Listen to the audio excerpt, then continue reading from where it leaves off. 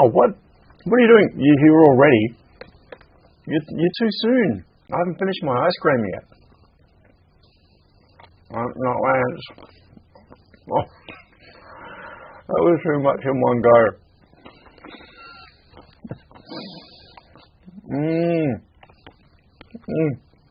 Too cold. Oh. What a strange start to a stream. Okay, before I go on with this, I acknowledge the traditional owners of this land, the Whadjuk Noongar peoples. I pay my respects to the elders past and present, and to Aboriginal elders and peoples from other communities who may be taking part in this live stream today. Sorry. That caught me. Hang on. If I just leave this, it's going to melt. I have to eat it. I have to eat it now. I can't not finish it. Brain freeze.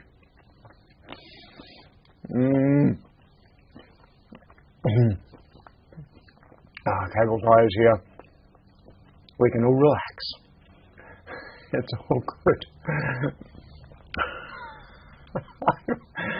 I've lost the plot before I've even begun.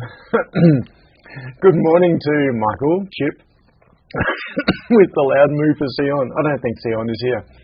Dodgy, Stephen, Luminator, Johan, Russell, Keith is here. Good to see you, Barbecue Keith.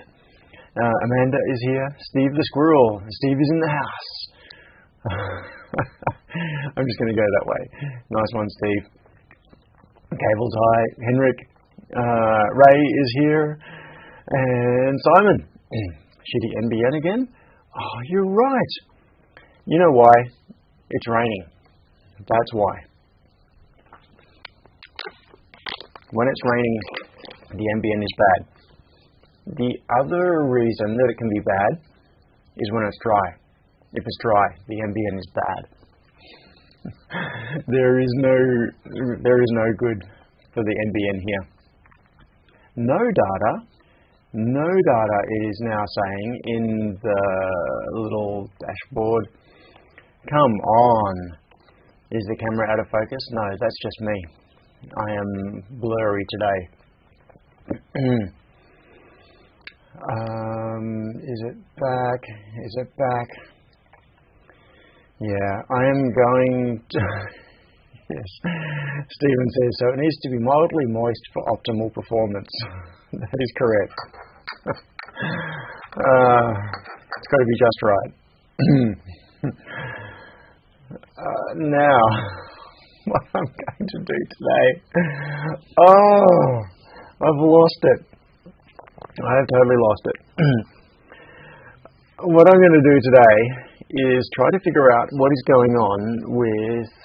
Oh, also, some good news. Check this out. Now, this may not be... Come on, is it going to change? Why is my... Oh, hang on. I think my Stream Deck is not working properly. So I've got to go to, where is it? Companion and quit companion. Yes, I'm going to quit that. Go back into it. And then hopefully I will be able to do camera switches and things again. Come on, launch. Here we go. Let's see if this works. Yes. All right, now I've got to fix focus, but you will notice something. Where's focus? Somewhere like that. Look at all that flux. That looks horrible. But one thing you'll notice, no flickering. There is a red line. Yeah, that focus is still out of it. That's better. More like that. Yeah, and the brightness is turned up a little bit, but hey, that's there's no flickering. So the story is that last week after the live stream, when I was having so much trouble with the camera, I ordered a new camera. It's much more dodgy. Stop spamming the chat.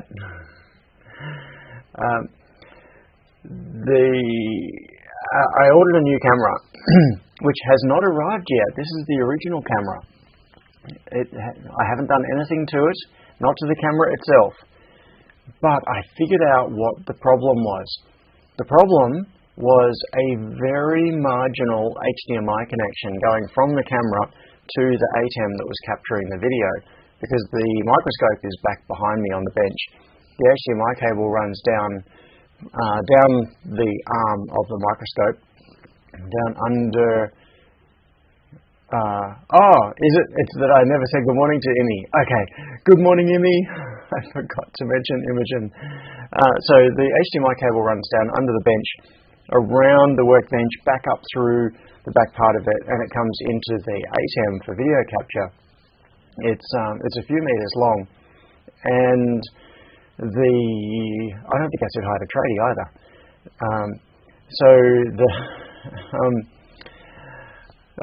Chip says, did you have it to begin with? This is about me losing my mind. I have never had my mind. I'm still searching for my mind.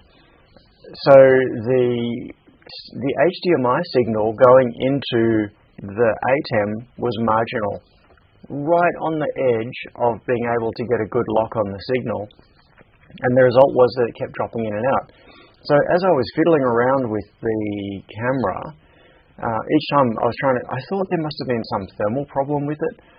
So as I would fiddle around with it, the signal would come and go, and I thought maybe I was affecting a dry joint in the camera or something. Turns out that it was just affecting the HDMI cable. So what I ended up doing was I had a couple of spare HDMI splitters. They are powered splitters, so they keep the signal strength good. So I speak good too. So what I did was got a short HDMI cable out of the microscope going into an HDMI splitter, and then I'm just using one of the outputs from the HDMI splitter that is running along the long cable that then goes to the ATEM, and now I've got rock solid HDMI coming out of the microscope. As you can see, like there. It hasn't flickered once this whole time. It's perfect. And I now have a new camera in transit that it turns out that I didn't need.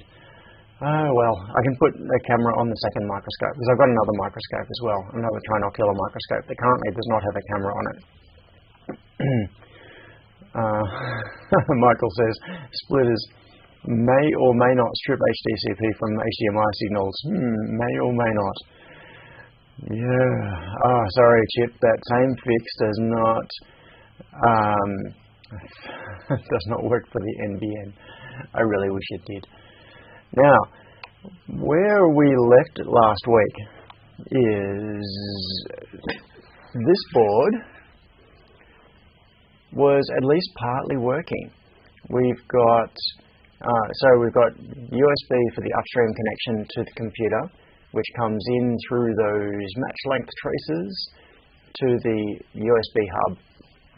And then we've got two downstream USB ports here, and the third downstream USB port goes to the ESP32. Now what we found last week was that when this is plugged into the computer, the USB hub appears as a device on the computer. And so what I want to do now is plug in a device on one of these two ports, and I'm pretty sure we validated this. I actually can't remember, but I think last week we plugged a device in on at least one of those ports and we had it working. But this is how gone my brain is. I have totally lost my mind. Maybe I could try this device. This is a programming adapter. I've never actually used this before. It's a programming adapter for ESP32 Room 32 modules. So they clip in here. It's got these little spring-mounted clips. In fact, I wonder if we can see them better under here, if I can get some focus on it. So it's got this location where you plug in the module and the spring-loaded clips push against the side of the module and makes connection. So you can load firmware into a Vroom module before it's even been installed on the board. It's got USB on there as well. So if I plug this in to here and then this into the computer and even plug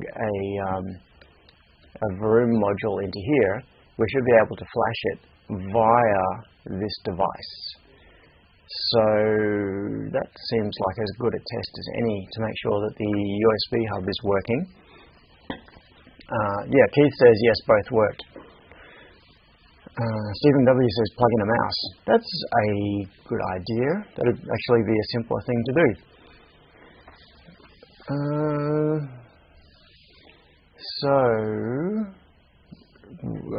I had a, where did it go? I had a box of mices out only a couple of days ago because I was doing something with the camera over there. I wonder what I did with that mouse. There's got to be one not too far away. There should be a mouse. I'm just going into the clean room. I think there should be a mouse here plugged into the... no, it's not. Or is it? Yes, there is. There's a mouse here. That's good. Alright, I'm going to steal this one. This is currently plugged into my network video recorder. And I was using this to select the camera when I was doing the feed from the view inside the pick and place machine last week. Alright, so I have a mouse. And we have a board. I'm not going to worry about this one for now. So in theory, if I plug the mouse into one of these ports and then I drag this USB cable across and plug it in, we've got power and the mouse works. In fact, I'm going to show you that the mouse works. We'll go to screen cap on here, and if I move this around, this is the mouse working. So the mouse is working via, can I zoom in? Yes, I can. I can use the mouse. Ooh. So this is working via, which way do I zoom? That way. AUX 2 at the moment. It's plugged into this port right here. So we have success on that. So the question is, why is this connection to the ESP32 not working? Now we've got data plus, data minus, and I just want to check. So the first thing I want to check, I'm going to stop using that mouse. I'm going to go back to using my trackball and trackpad. The first thing to check is the connections from that port coming out of the USB hub going to the ESP32, which is over here. So we have D plus, D minus going to DP3, DM3. And what else do we have? Now, Sion last week was saying that I should have a capacitor on the boot line, or the snoot line, which is this one here. So we should have something like probably a 1 microfarad capacitor as a pull down on this line to hold it down. No, sorry, other way around. Which way? Hang on. How hard is it to get the LED working?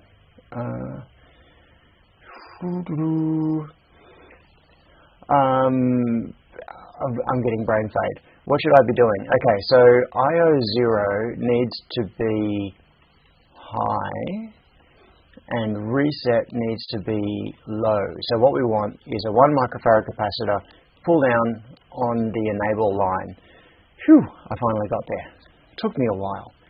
So, where's the enable line? Let's rip up the track there, and reset or enable is that one there, and I am pretty sure that I did patch that cap on last week as well.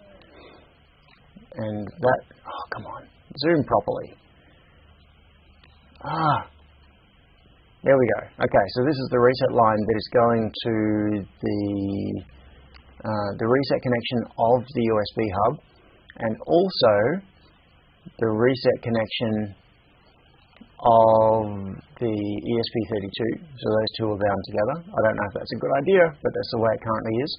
And then we have, get stuffed, Fusion. And then, now I can pan. I couldn't before, until I clicked away to remove the show. And now pan works again. Alright, so what we want is a pull down on this reset line. And seriously, I cannot remember. My last couple of weeks have been, brain melting. So let's see if anywhere on the board we have that patched on. So that resistor just there, that resistor just there is the pull-up resistor on the reset line, and that bit of track that goes along there goes to the reset button, which goes down underneath, comes up here, and there is reset, is that one there. Now you can see here, now that we're looking at it under the non-flickering microscope, that the whole thing is slightly twisted. The module is not entirely aligned with the board. It's okay down this bottom edge along here, and it's okay along the right edge, but on the left you can see that it's slightly offset. Now I don't think it's actually offset enough to cause a problem. There's no overlap. If we go, let's get some serious zoom happening, move right in close here, zoom even more. So you can see that it's not properly aligned, but it's not, if I can get the tweezers in there, but it's not misaligned enough that it's shorting across between pads. That should still be okay. Now the thing to check is whether there are connections, like that for example. Looking at it from this angle, it's very hard to tell if that soldered connection is actually joined. I'm pretty sure it is. There's solder underneath the pad, but sometimes it can be hard to tell. So a couple of things we can do. First thing is, I think I'm going to do Sion's suggestion, which is adding the 1 microfarad pull down on the reset line, which is right there. And the easiest way to do that is if I buzz off a little bit of the solder mask here and just put a capacitor in place. So it's time to get the bench going. So time to mute your voice assistants. Well, not mute. What's the term for when you stop them from listening to you? I always say mute, but mute is when you're preventing it from saying something. When you stop it from listening, what is that? In any case, Alexa, turn on bench 1. Okay. Alrighty. Now, what do I have in the way of 1 microfarad caps? What size? Oh, they're big ones. I've got some 0805s in here. So let's chuck this in. And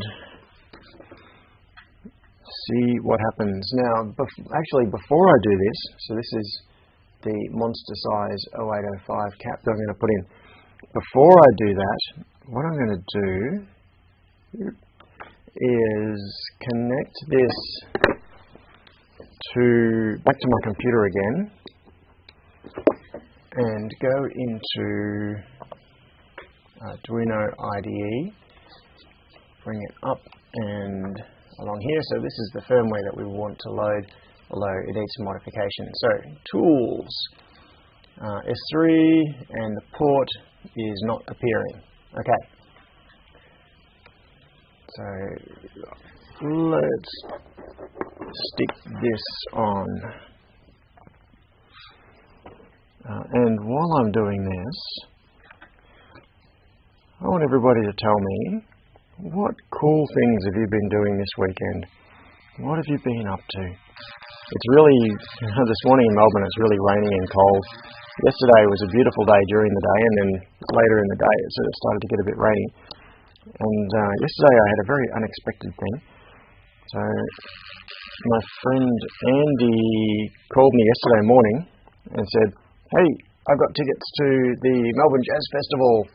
Let's go." So I went into the city yesterday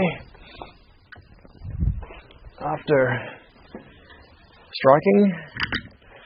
Oh, and I still got a bit of pain in my ribs from that. Yes, went into the city, went to the Jazz Festival, and had a really good time, much to my surprise, because jazz is not what I would normally listen to, as music goes.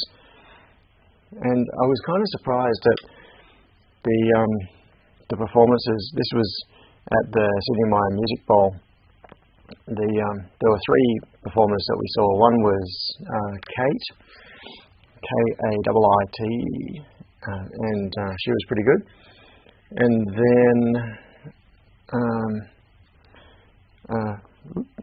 then Nile Rodgers. Nile Rodgers was awesome. Really, really good show. So that was a lot of fun. Very high energy and very dance oriented. Not at all what I would have expected from not at all what I expected from a jazz festival. All right, plug that in. I'm just plugging it back into USB. Now let's see if that has made the port appear. No, it has not. All right, we're going to have to do some more serious debugging here. Why is the face cam so blurry? Because I don't want you to see me. It's a feature, not a bug.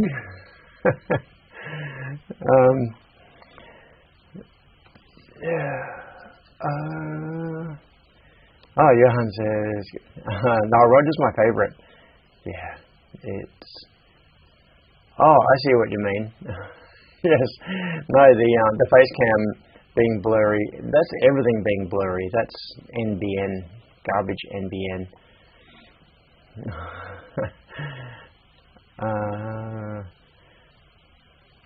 Austin says, yes, 1 microfarad to ground, 10k pull-up. The rest of the hub should be isolated, in my opinion.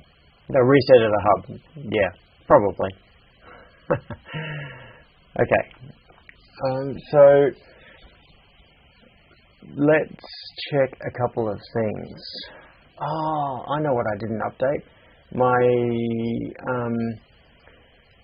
UT61 overlay, I didn't change the address of the Node-RED broker that it's talking, no, not Node-RED, the MQTT broker that it's talking to. So I can't pull up my multimeter at the moment. But what I was thinking of doing was checking. Let's get this over here. What I was thinking of doing was checking the voltage on the reset line. Let's just make sure that it really is being pulled high, which I'm pretty sure it must be, because now unfortunately you can't see the meter. 3.286 volts it is reading, so that's good. Alright, so the reset line is high. Now, what else could be the issue going on with the ESP32? So continuing that story. Nile Rodgers was amazing. I can't believe that guy is 71 years old, and he was jumping around all over the stage, singing, playing guitar, and being really engaging. He's a brilliant performer. But then the next performer after that was Chaka Khan, and that was very disappointing. Himi says, I believe you're blurry because the ice cream is still buffering. Yeah, that could be that could be the reason. So Henrik said maybe it's a bad room. I wouldn't expect so. It's possible, but I doubt it. I've used many of these, and this has come off a reel that I've used others from this same reel, and it's been fine. Yeah.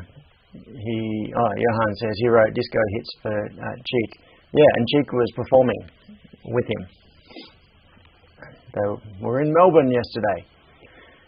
And he did far more than that. Like he wrote stuff for Beyonce and Madonna and many other. Who else? I don't know. You have to look up Nile Rodgers. The list of people that he has. Let's see. Nile Rodgers. Yeah. Good Times.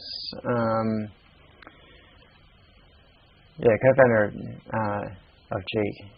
So, who did he write for? He was a producer for Duran Duran. He wrote for Madonna. And hang on, I gotta find his Wikipedia page. He looked exactly like this too. Check this out. I'm going to bring this up. This is, yeah, I know. This is not electronics, but screw it. I don't care.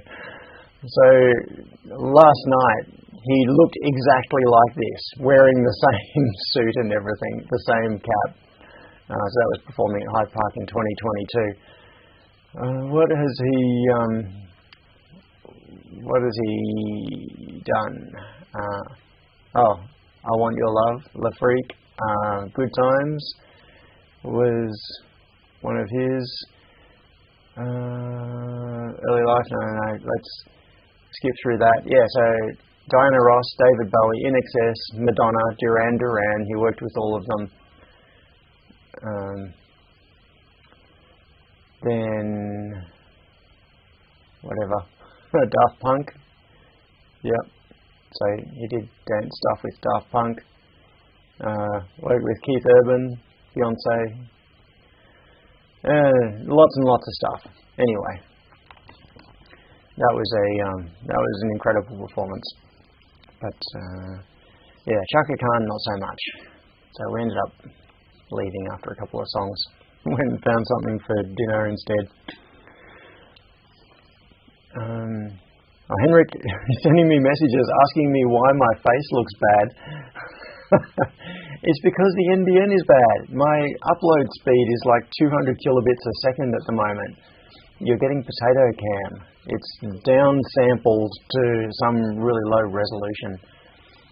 And there's not much I can do about it with the NBN being bad. So we get what we get. Now, where were we?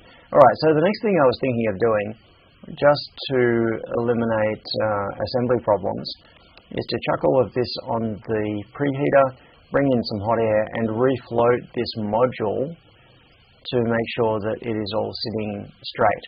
But before doing that, let's do a quick... I've got some other debugging ideas in mind as well. But first, let's just do a quick review of the schematic to make sure that I haven't screwed anything up too badly. So we've got the Vroom module here. Oh, come on! Fusion, why can't you pan? Now you can. Okay. Takes like 20 seconds before panning starts working in Fusion when I switch between tabs.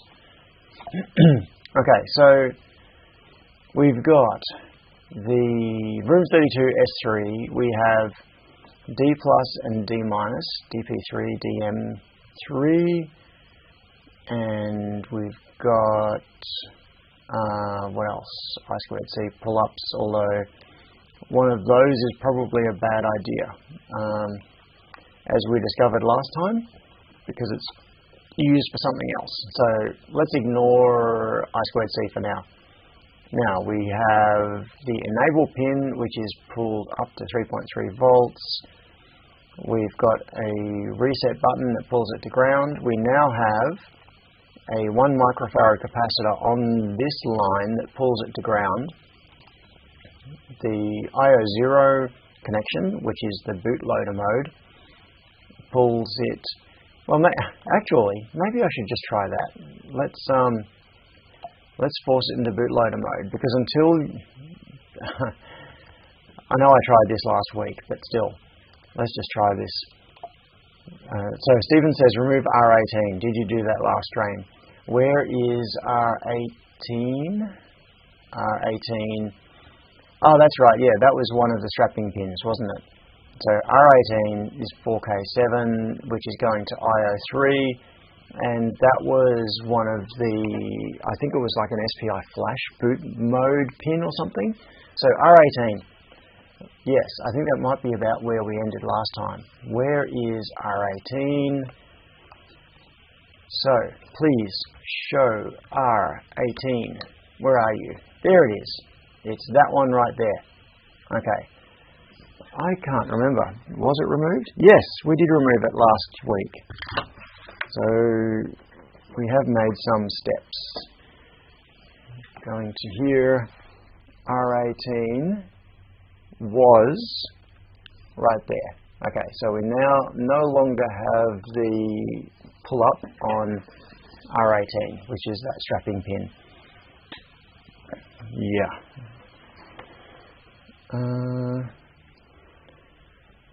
Dion says, I think the NBN is fine. 769/46 is great. Could be your modem.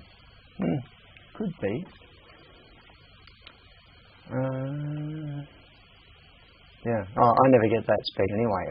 I'm only on like a 50/20 connection.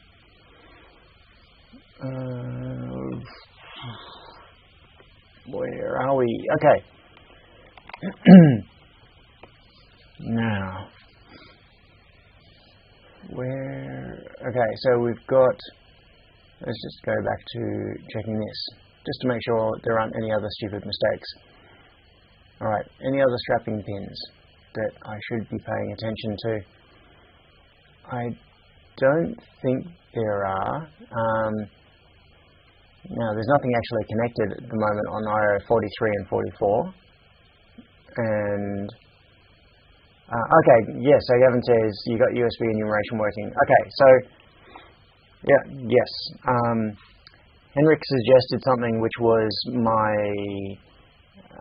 one of my next courses of action, which is these two lines here, D plus and D minus. Those are the USB lines. So if we can connect to those directly and bypass the USB hub, then we could check whether we can talk directly to the module.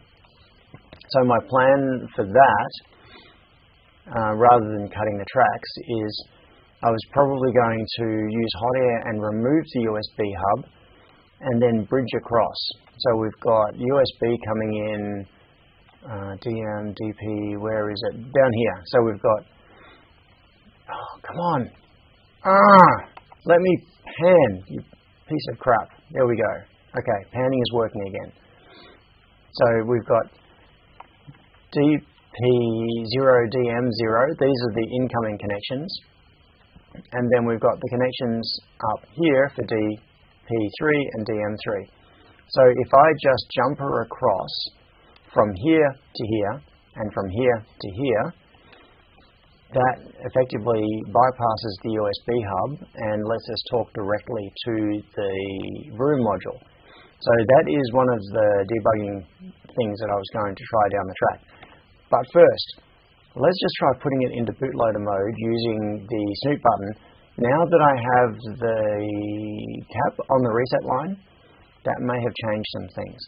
So the next thing to try is to reset this by holding down the snoop button, press reset, release reset, let go of snoot, and now let's see if it has appeared in the device list. Port, no it hasn't. I'm pretty sure I did try that last week, but that should have put the S3 into bootloader mode, and then it should have appeared through the USB hub. Okay. Oh, yes, very good idea.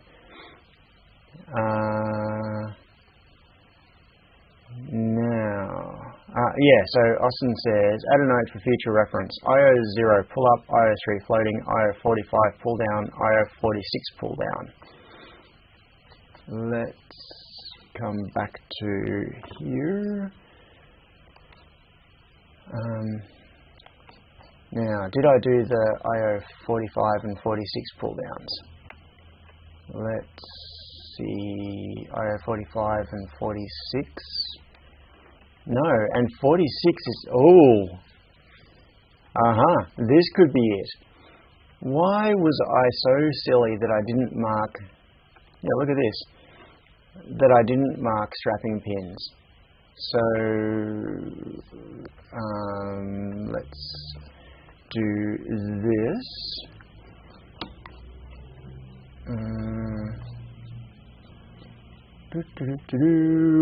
ESP32 S3 strapping pins.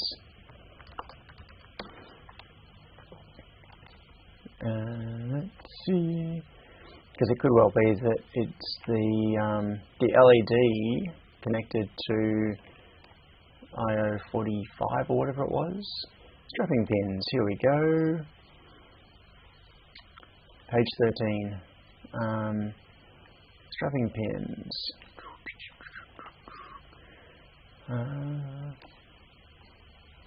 Section strapping pins. Okay, take me to that. Strapping pins. So VDD SPI voltage is IO45. ROM messages printing is IO46. Okay, so I shouldn't be using 45 or 46. Now, based on back to here. I'm going to stick this note in for myself, for my future reference, and I'm going to stick it up here somewhere, and those were totally wrong anyway. I didn't document this very well though. Okay, so what I want is IO0 pull up, IO3 floating, and I want IO45 pull down and IO46 pull down. Okay, so that note I will stick right here, and I'm going to make it bigger. What is it, 0.06? Let's make it. Come on. Make it 0.1. That'll do. Okay. So now we've got a note to ourselves as to what should be what. And that is not how it is. So we've got, stupid. Okay. See if we can make it zoom again without freaking out. Oh, come on. Zoom in the right direction. There we go. Now, so IO0 pull up. We have taken care of that. IO3 floating. We have taken care of that. There's nothing connected on the other end of that now. IO45 and 46 pull down. Now the thing is, I don't think they need to be actively pulled down with the Vroom module. They need to be pulled down if you're using a bare S3, but the Vroom module already takes care of it. So the critical thing is making sure that this LED pin, IO46, is not biasing it high. So where is that going? Where is it going? LED, come on, let me pan, waiting until it decides. There we go, now panning works again. Alright, so we've got IO46 coming off here, going to the LED. So, the next thing I'm going to do is cut this track right about here,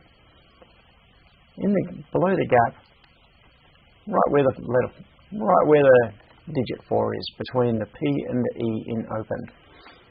So let's cut that track and see if we then get some joy out of it. Okay, your screen display is in focus, your camera is out. What if I move a bit? I still say that it's a feature, not a bug. It's because I don't want you to see me. Trady says, I hate the subtle differences between the ESP chips. Yeah,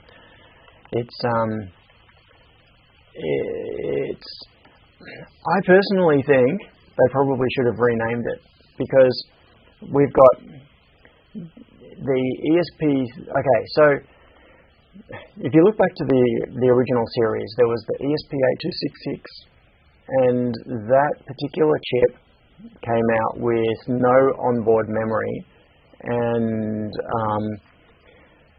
so you needed an external flash memory chip to use it. And then they brought out the ESP8285, which was the exact same core but with built-in flash. So effectively, it's the same thing. If you have an ESP8266 with external flash or an ESP8285, from a software point of view, they're identical. There is no difference between them at all. And yet they gave them two different part numbers. And then we have the ESP32, which came out in the original ESP32, and then there was there were a number of silicon revisions, and we ended up with the ESP32C and D and ESP32E, and they had actual differences in the silicon. And then we've got the ESP32S2, S3, H3, and it's not like there are even subtle differences. They are totally different processor architectures. It is a different chip. So calling it an ESP32, I think, is a really bad thing. Alright, so it's misleading. What they should have done was named it something entirely different. Now, where is... I want to cut that track right about there. So I don't like that the ESP32-S3 and ESP32-S2 and ESP32D and ESP32E, etc., and the others all have the same root part name. They're all called ESP32, when they don't even use the same processor core. Like, it's a different architecture. Excuse my noise for a moment. Just using my little jeweler's buzzy tool to cut that. Yeah, they should have come up with a different name. When they switched processor architectures, when they went from 10 silica to RISC-V or whatever the change was, I'm probably saying the wrong thing. They should have given it a different name. It's a different processor. Now, where are we? Okay, so we're plugged back in. I'm going to do the same thing again. I'm going to hold down the boot button, press reset, let go of boot, and it would be pretty cool if this works now. I don't expect it will, because I'm not that lucky, and it doesn't. Alright, maybe I do need an actual active pull down on those lines. Alright, let's just go back to the schematic and see if there's anything else going on here. Alright, so, come on, waiting. Okay, pan is working again. Fusion has finally caught up. So 45 pull down, 46 pull down. stupid thing is that I have used these S3 modules on other projects as well, and Austin says isolate the reset for the USB hub. That's a good idea. I will try that next. But while I'm here, what am I looking for? Yeah, I'm going to throw you to that screen just for a moment. While I am here in Fusion, I'm going to have a look at another S3 board, because I used this same module, in fact modules from this same reel, on another project just recently, and I want to see how I treated IO45 and IO46. The answer is I left them floating. Okay. And what did I do with IO4? 5? Yeah, I left it floating. So yeah, okay, so I'm pretty sure I don't need pull downs on those. And in fact, what did I do? Oh yes, I had a 1 microfarad pull down on reset. Okay, now I'm just going to close that design, come back to here, and close that. Alright. So we now have the 1 microfarad pull down on reset. We have IO46 isolated. So as Austin suggested, isolating reset is probably the sensible next thing to do. So this is active low, which means it needs to be biased high. We have reset here goes across to here. We now have the cap mounted over here. I'm just thinking about what happens if I isolate this. So if we cut this part of the track, it will isolate the ESP32 reset from the hub reset. But then the hub reset is going to need its own thing. So the hub reset will need to be pulled high, and I can do that on this part of the track going to this pad here. So if I put a resistor from, say, the top of this wire going to this pad, I think we should be able to manage that. Let's have a look at what that involves.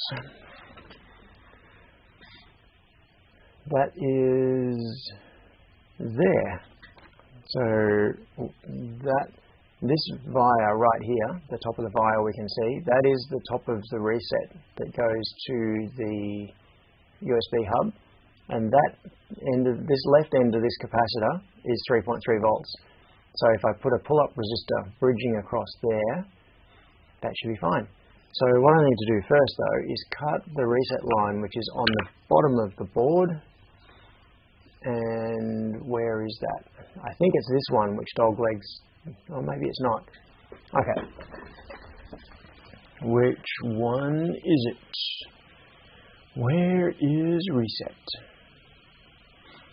Okay, so it comes down, it goes across the board, inverted of course, so if I flip the board view, so flipped mirror image, so we're looking at the board from the bottom now, and we'll go to the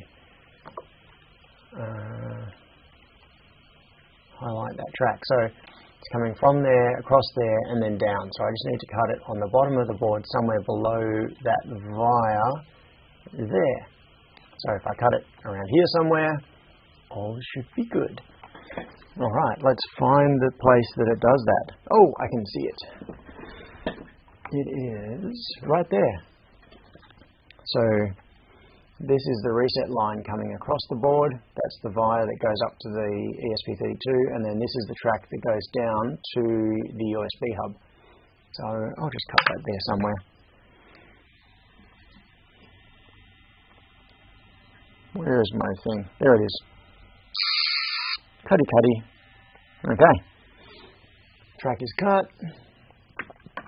So now we need to buzz the top off that via, and put a resistor or something across there just to pull up, I don't know what, just a 10K or something. Presumably that doesn't need a cap. Yeah, it's kind of sticky because there's flux in there. Alright, that'll do. Now just a bit of tinning on that. And I need an appropriate resistor. Where is a resistor? What do I use? Have I got 10Ks in here? Yes, I do. That is not a given, despite the fact that it is one of the most common resistor values, because I keep using up the 10K resistors that are in my little stash cache. Move it around to there. Yeah, there's someone provided me a link last week to a YouTuber who had done a really cool lighting system with some external lights. Someone who does MacBook board repairs, and the result was, like, in this, if you're looking at this, it's quite glary. You can see the glare coming off the solder, like on the edges of the parts, and wherever there is flux, you can see that it's almost impossible to see what's going on here, just because the glare comes through. But by putting in really bright lights coming in from the side, all of that glare disappears, because at the moment the lighting is coming from directly above. There is a ring light around the lens shining straight down, so you're getting the reflections from the ring light coming straight back up to you, and that makes it quite hard to see what's going on when you're looking through the camera. And so I'm going to try setting up some bright lights. Now that I've got the camera working and I can rely on that, which is really cool, I'm going to put a bit more effort into getting the setup working. Alright, now, where are we? Back here, let's try this again. Alright, so we've got the reset lines separated. And why is that looking strange? Oh, I know why. That's better. So I'm going to do the same thing. Put it into bootloader mode. Back to here. And let's see. Do we have a port? We do not have a port. Okay. I'm beginning to wonder whether I should do the USB bridge thing. Now, question is, do I do the USB bridge or do I reflow the module first? Austin says, hey John, what is connected to hub IC pin 24? Let's see. Where hub pin 24, what is going on with hub pin 24? Hub pin 24 is this one, NP3. So that is being pulled up to 3.3 volts. Is that what you expected? I don't know. Stephen says upload via serial flashing to test ESP functions. Yeah, that's what we're trying to do. What is connected to hub IC pin 24? Configured for only 2 ports. Is that what that means? Why is that the case? So should that be pulled down to ground to enable 3 ports? Why do they even have an option? Okay, cool. Austin just sent me the link to the data sheet. Page 5. This might be the answer, and this is why pair programming works so well. NP3. Number of ports is 3. Active low input. A logic 0 configures the system to use 3 ports. A logic 1 configures the system to use 2 ports. That is cool. Now, when it says 3 ports, okay. Now we've proven that both of the downstream ports are working, and that is port 2 and port 3. So does this mean that port 1 is disabled when you go into 2-port mode? That's kind of strange. I would have thought that it would disable the highest number port, so it would be port 1 and port 2 that would work, and you'd lose port 3. Why does it disable port 1 if you put it in 2-port mode? In any case, that may well be the answer. So, pin 24, where are you? Where are you? Yeah, when I start singing, you know that I've lost my mind. Pin 24, pin 24, 24 there. Okay, it is connected under the chip, which sucks. So it's connected to 3.3 volts. So what I'm going to do is I'm going to float this pin by raising it above the pad, and then I'm going to bridge it to ground using a pull-down resistor, but keeping it up above the pad. So that's not too bad. It means I don't have to remove the chip or anything like that. So it is that one. It is that pin right there, and we have ground available all over here and at the end of this capacitor. Now I'm going to turn it around this way. And lever it up. Okay, here we go. Here's the experiment. I've got to bend the pin without breaking it off. There we go. So the pin is now bent up. You won't be able to see it because you're looking straight down, but I can get the I can put the end of my tweezers underneath the pin now. I can slide it underneath the pin. There is no connection there to the 3.3 volt line. Okay, so now I need to tie it to ground. Actually, the most convenient place to do it is going to be just down here on the ground plane. I'm going to get a resistor and stand it on its, put it up diagonally, so that it is bridging up to the side of that pin. I'm so glad I've got people reading data sheets for me when I'm too lazy to do it myself. There's my capacitors box. There is the resistance box. There. System notification, 1 hour remaining. We're 1 hour in. How can we be 1 hour in? I think that must be because I've wasted so much time talking about how cool Nile Rodgers is. Alright. Get that over there. Oh, come on. Come on. I can do it. I have faith in me. There we go. No. Almost had it. And now it's stuck on in the... Aha, there we go. Got it. And now solder it on from this end. Alright, so we now have a pull down on pin 24, which is NP3. It'll be so cool if this makes it work.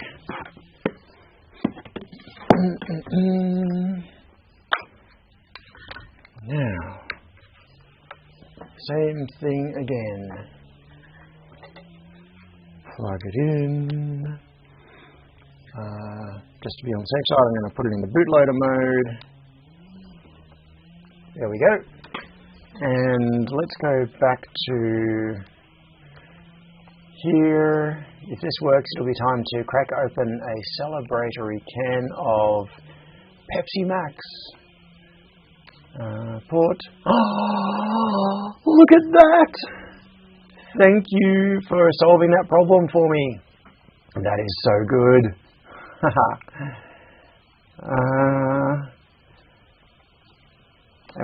What am I missing in the chat? Have I missed anything? I don't know. No, everybody's just... Yes, your voice is getting croaky. It is.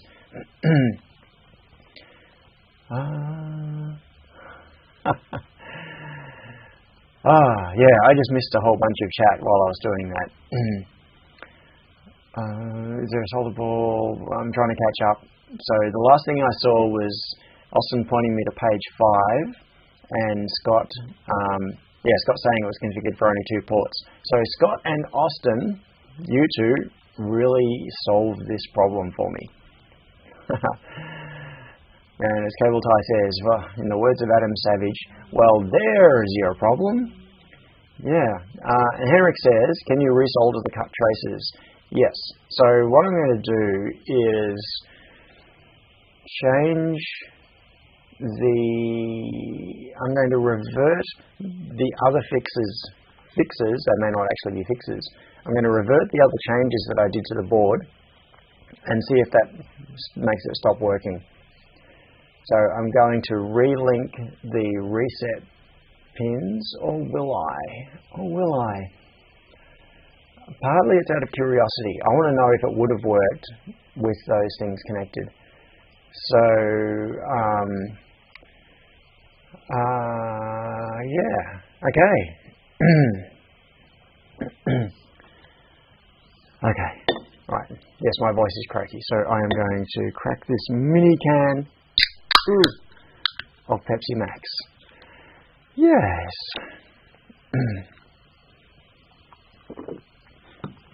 Yep, as Henrik said, now I can hook the LED back up and remake the reset line thing. Yeah. Yeah, so reset should remain isolated. Right. What I was thinking of doing was... Yeah, so leaving the reset isolated is fine. I'm happy to leave that because it should be like that. I would like to test the LED. Now, having the LED on the strapping pin is a really bad idea. So I think what I'm going to do is let's assign a new pin for the LED and I'll patch it. So what pin should we use for the LED instead? And also, I need to assign a new pin for the I2C connection. See, so we've got a couple of things here to fix.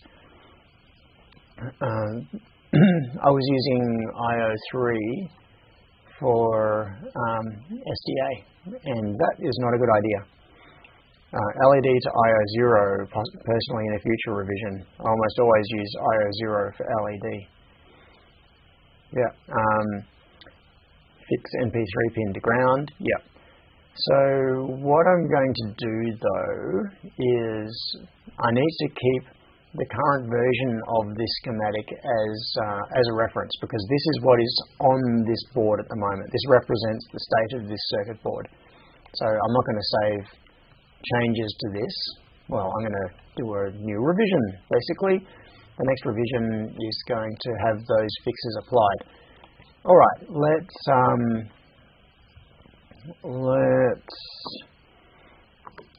copy this. Put a chunk of text in here and say what we are going to do. Fixes, I'll say to do. We'll say new pin for LED, new pins for I2C. We'll say isolate hub reset, and that's right, there was a 1 microfarad pull down on ESP32 reset, and Austin was saying to put an LED on IO0, so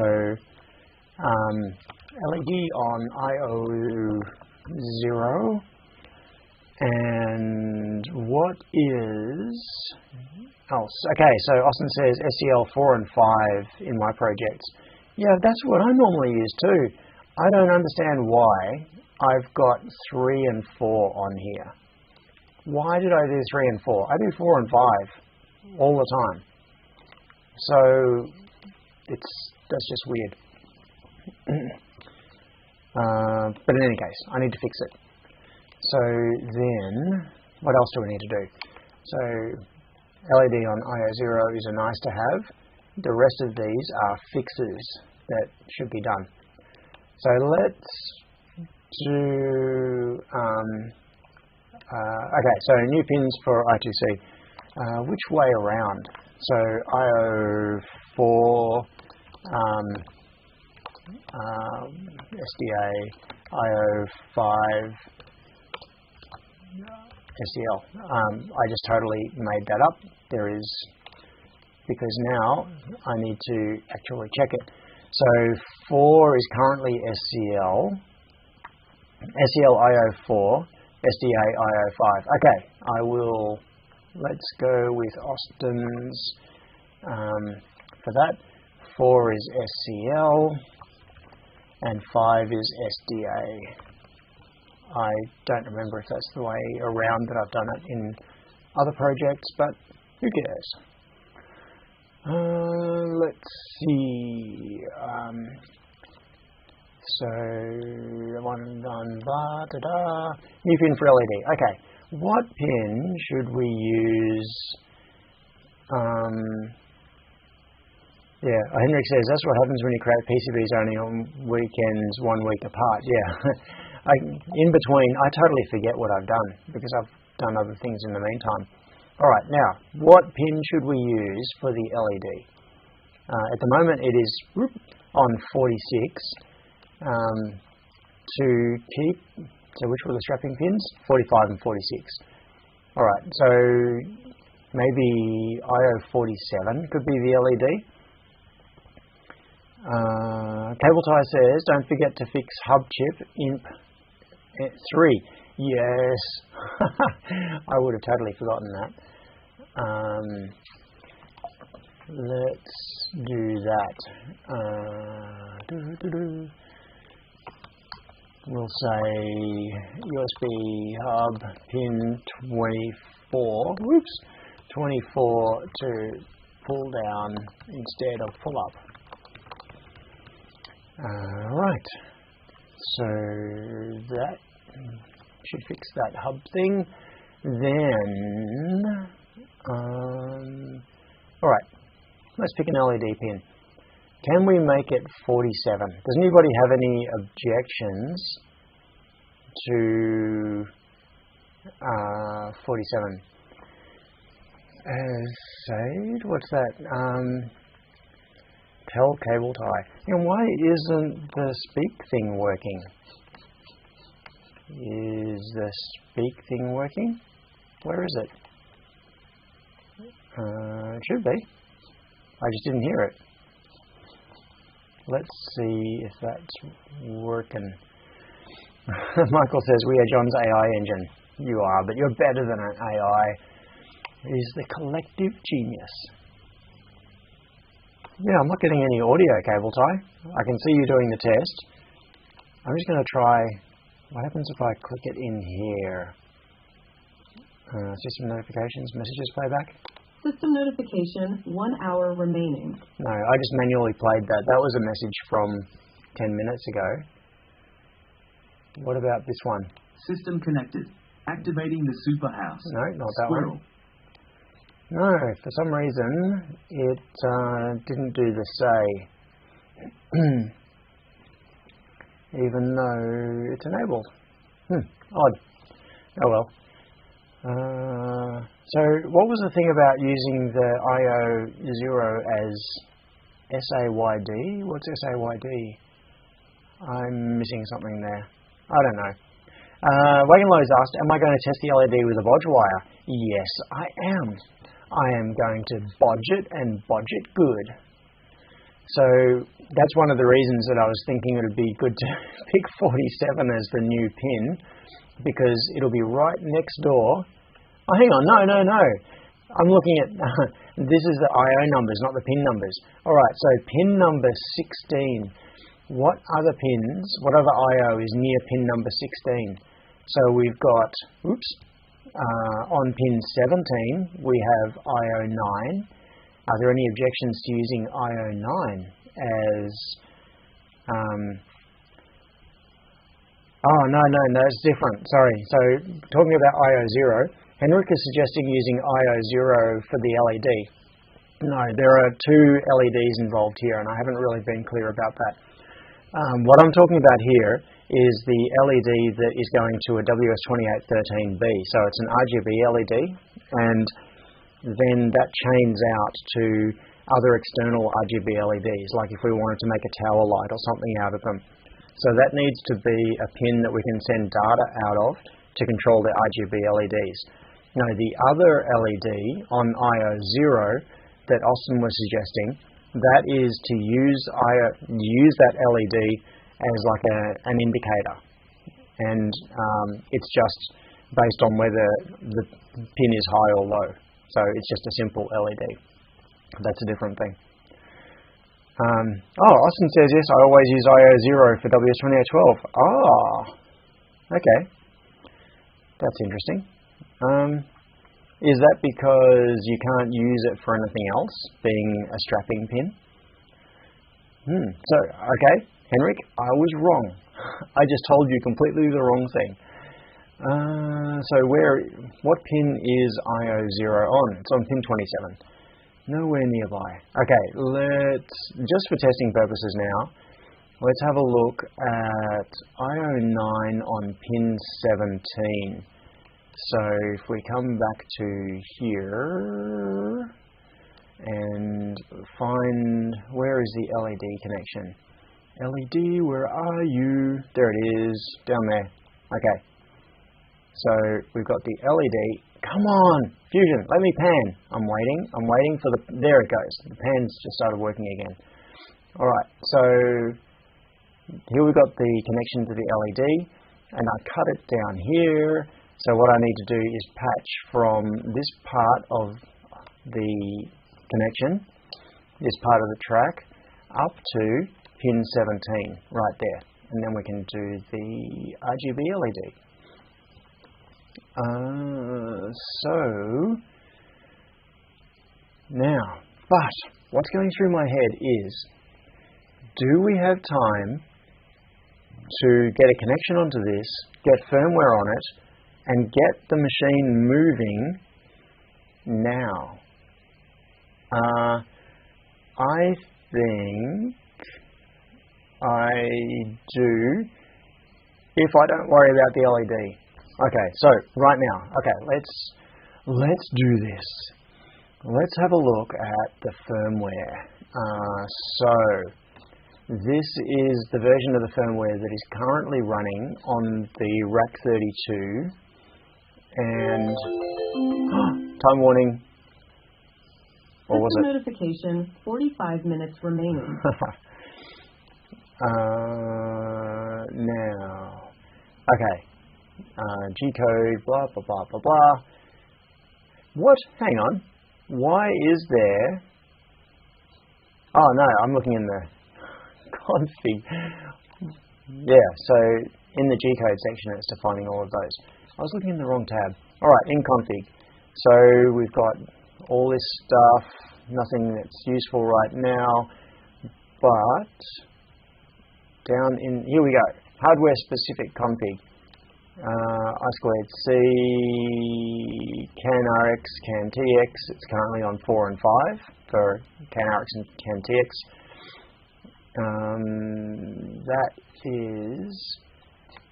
Actually, what is going on with CAN bus on this? I can't even remember. There's the CAN transceiver right there. It is coming off pins 17 and 16. I/O 17, I/O 16. Okay, so that will have to change. Now let's, yeah, okay. Now I have a sense of purpose. I have a mission. My mission is to make this firmware run on the S3, because this firmware is currently running on a classic ESP32. So what I'm going to do is, just for the sake of quickiness, is do this. Let's just have a quickie here and change all of this. So KO RX pin, KO TX pin. Do we need I2C? Is it even using I2C anywhere in here? I don't think it is. I think I defined these pins just because they were used in the rack 32. Yeah, it's not using them. It's not even using them. Okay, so I'm just going to get rid of that. And KO RX pin we definitely need. CAN RX pin, I don't think it's using this either, because there's no CAN bus. Yeah, that's right, on the existing hardware. So let's get rid of that. So all we're going to do is redefine the RX and TX pins for serial comms. And what are they? What are they? TXD0, RXD0. So we've got 43 for TX, 44 for RX, 43, 44. Now, is this from the perspective of the adapter or the KO? I think this is from the perspective of the adapter. So if we go into here and we look, where is it going to bring up the serial port? So we've got serial 2.begin, KO baud rate, KO RX pin, KO TX pin. So the RX is the RX from the perspective of the device that we're enabling here. So this is the RX pin of the ESP32S3, which goes to the TX pin of the KO. Now, it's highly likely. Now, you might think that there is a 50% chance that I stuffed up the orientation of the TX and RX. Based on personal experience, I say it's more like an 80-85% chance that I've stuffed it up, because it's definitely worse than random. Like my new strategy for connecting TX and RX is not even to try to get it right. I just don't even bother. I just go connect, and see if it works. 50% chance, because that's better than trying to get it right. If I try to get it right, I get it right less than 50% of the time. So, what am I doing here? Okay, I need to load this firmware onto, that should be it. I think that's it. All it is a change on the serial pins, and we should be, yeah, awesome. Oh yeah, OLED's not currently wired. Yeah, nothing else is connected.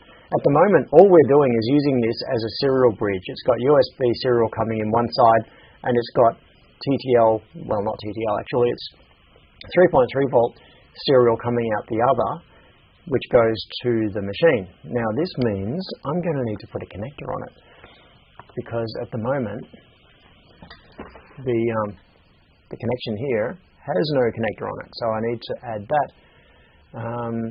I don't need, and I'll just power it off USB. So I don't need the external power, I don't need the fuse, I don't need the CAN bus header, I don't need this power input. I'm just going to put on a connector for that. And that will be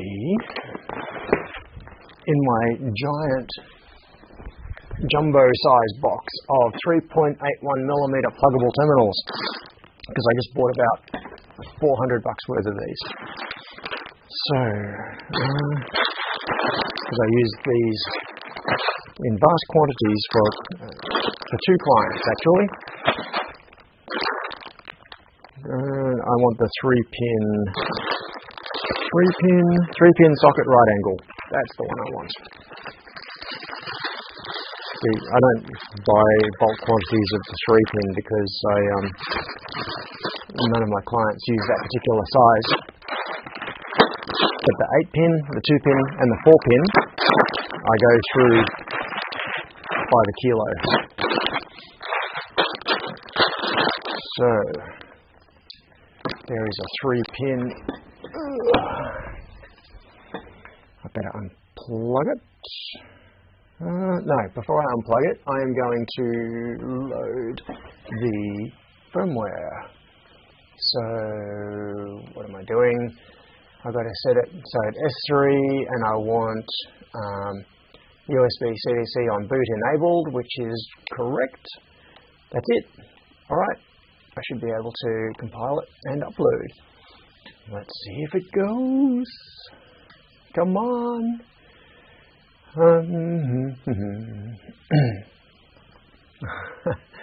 Austin says, and here I'm keeping track of the various items I use that have RX, TX and the correct method of connection, so when I make a new device it works right away. All that work. Yeah, what I usually do is add some extra notation, because when you have just RX, for example, on a board, as the label on a pin, you don't know if that's RX in terms of the perspective of the board or the thing that you're connecting to. And so one thing that my friend Mark showed me many years ago is that on his designs he marks them as, he adds a letter onto each one, so I or O for in or out, and that way you can have unambiguous labeling. So what you can do is have RXI, and normally it would be uppercase R, uppercase X, and then lowercase I. That was just the way he did it, and I've kind of copied that. So that means that it's the receive pin and it's incoming data. So that is received from the perspective of the board. But sometimes you want to make boards that connect to some target device, and you want your pin labels to match the target device so that it's unambiguous as well. Because you might say, this is the connection that goes to the RX pin on that target board. So what you do is you would, in that case, have, you would label it RXO. So it's the RX pin, but it's data out. So it's data out, which is actually transmit from your side, but it's the RX pin on the receive side, and that's what you have to match up. So by calling it RXI or RXO, you can disambiguate whether it's the input or the output side of the RX pin. And also arrows. I like putting arrows on things that show the direction of data flow. So I'm trying to think if there's a board nearby. Probably. There are various boards around. Oh yeah, here's one. This is a this board, the early version of this board was actually designed by Luke Weston. This is a Freetronics USB to serial adapter, and look, you can see the RX and the TX. It's got a bit of flux on there, which is blocking it, but you can see that the RX has got an arrow coming in, and the TX has an arrow going out. So you know, it's literally showing you the direction of data flow. So it almost doesn't matter what the label is. It's unambiguous. You know exactly what's going on when you look at the connector. Yes. What was I doing? That's right, I was here. Oh, uploading. Okay, uploading is done. Now, what next? What was I going to do? Solder on a connector. That's right. So I want that. And disconnect that. We're going to stick this on here. This is going to make things so much better.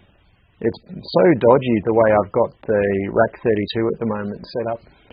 Plugged into the Kayo, because I've got jumper wires, like just DuPont style wires, plugged into the expansion header, and sometimes they fall out. Which is not good, because the board is just kind of hanging there with wires plugged into it. Alright, so that now I should be able to plug the connector from the Kayo straight into that, USB into that. We've got the firmware on it. The machine should run. It'll be so good if it does. So, what next? Okay, I'm just thinking through how I'm going to show this, because it's in the other room. I'm going to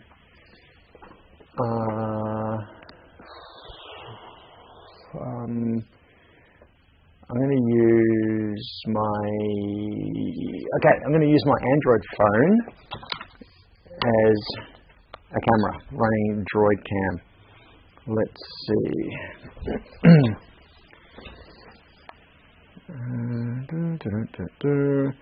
Where is Droid Cam on here? And I'll see if we can get this. Alright, I'm just going to put this on a tripod before I pull it up on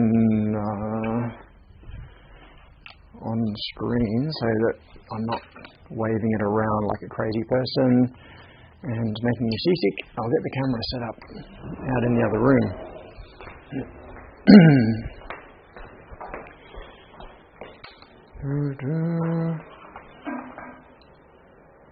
Okay. I think that camera should be working now. If I come back around here and we go phone. Yes, okay. So that view is looking just down beside the machine into the crazy mess of wires and things. And you can see the blue cylinder, which is the air receiver. So next step is I'm going to have to walk away from the screen, which means I'm not going to be able to see anything.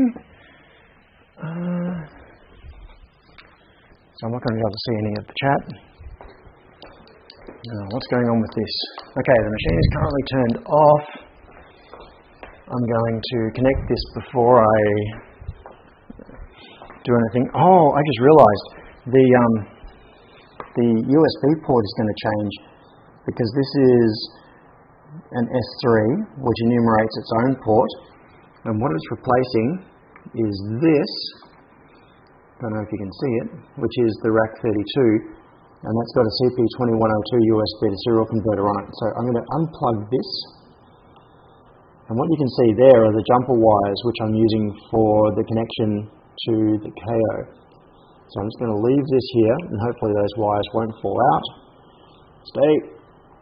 And then unplug this. This is my little patch cable. And this cable here,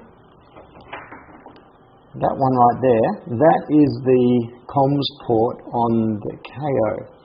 So if I plug that in, ground, yeah, that looks right. Why doesn't that click in properly? What have I done wrong? No, nothing. That's just the way it is. Okay, so that is plugged in. I'll plug this in, and stay. So that should now have come up on the computer running OpenPNP, and we've got the connection to the Kayo. Alrighty.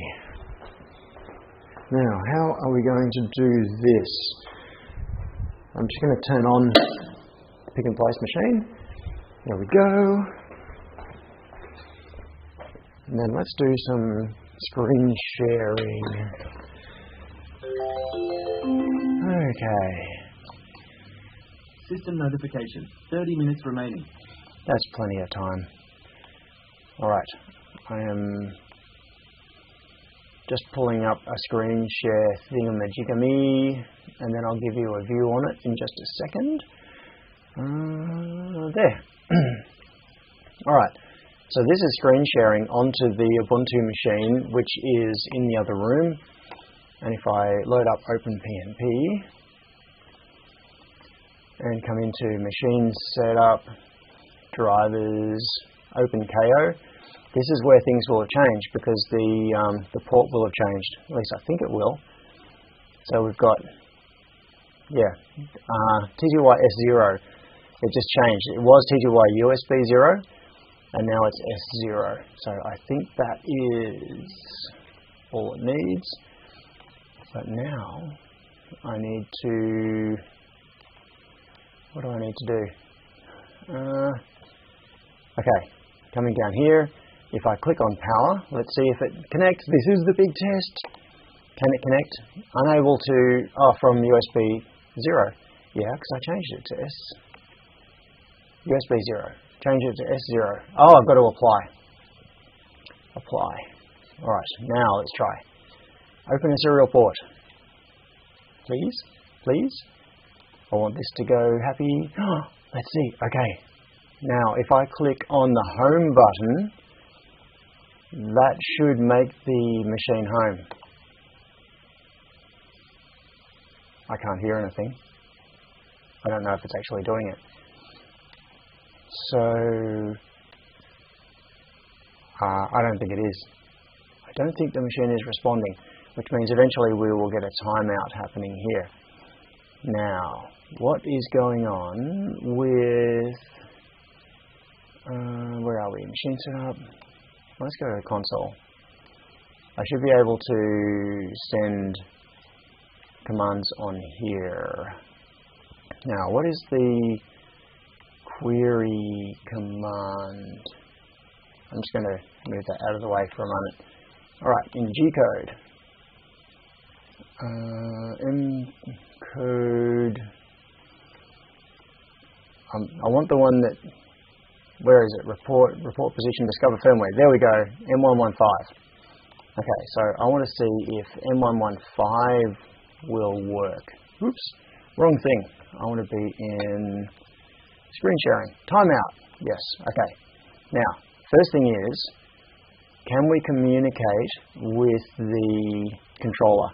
So if I do M, come on, M,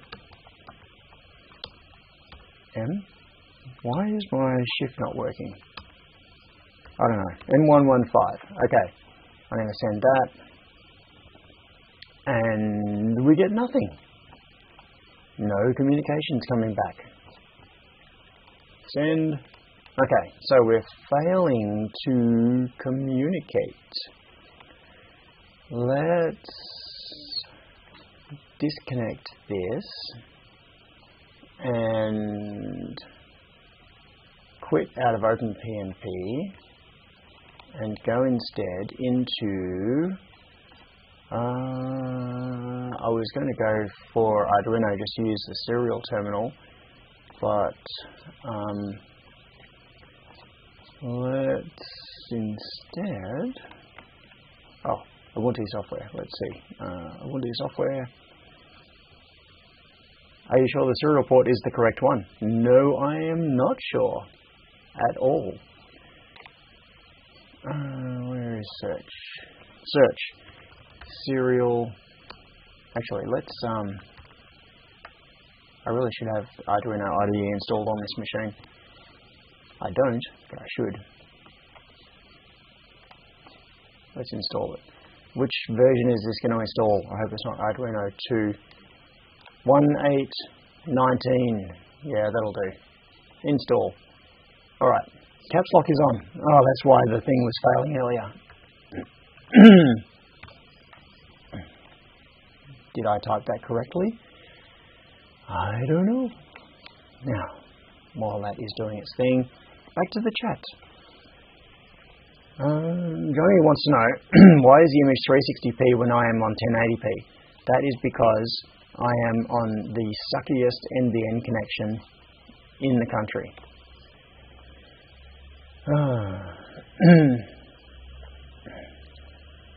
Yes.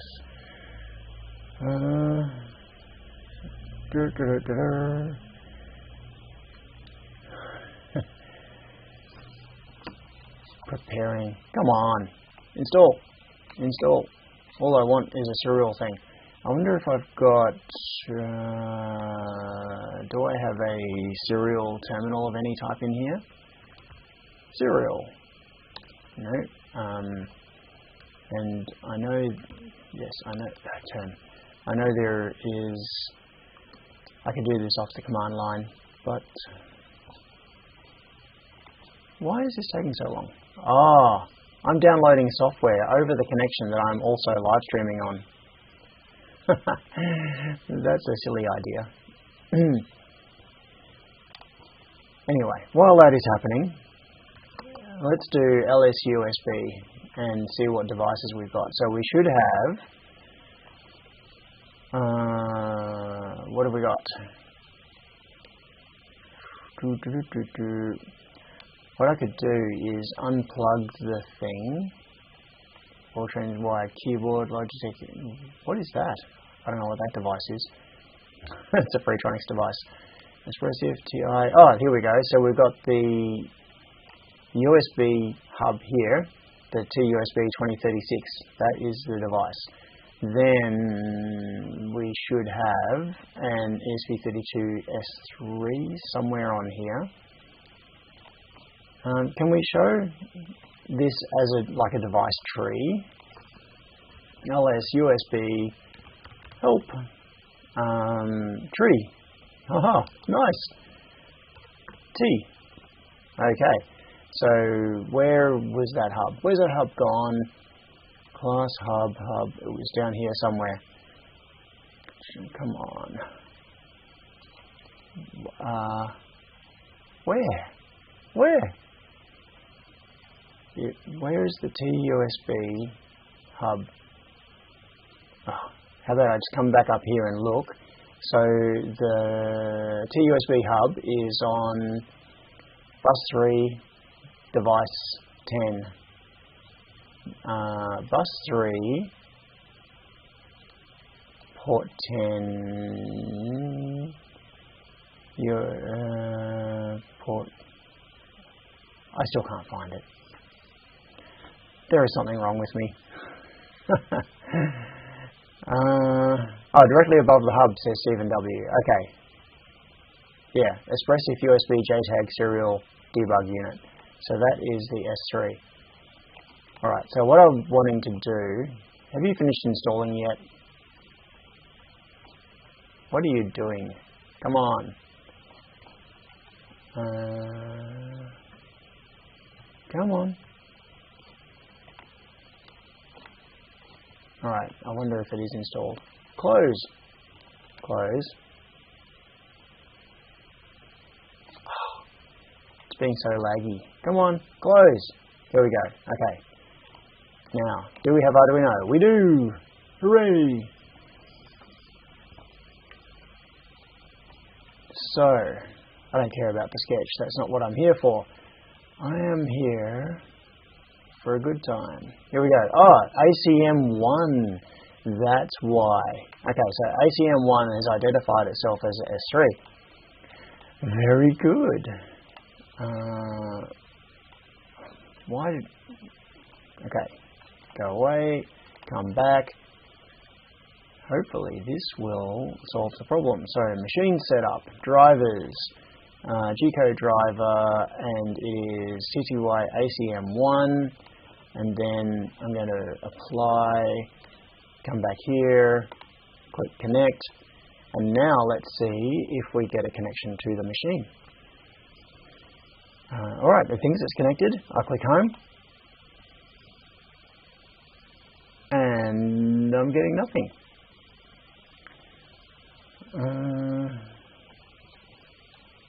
Okay, back to console.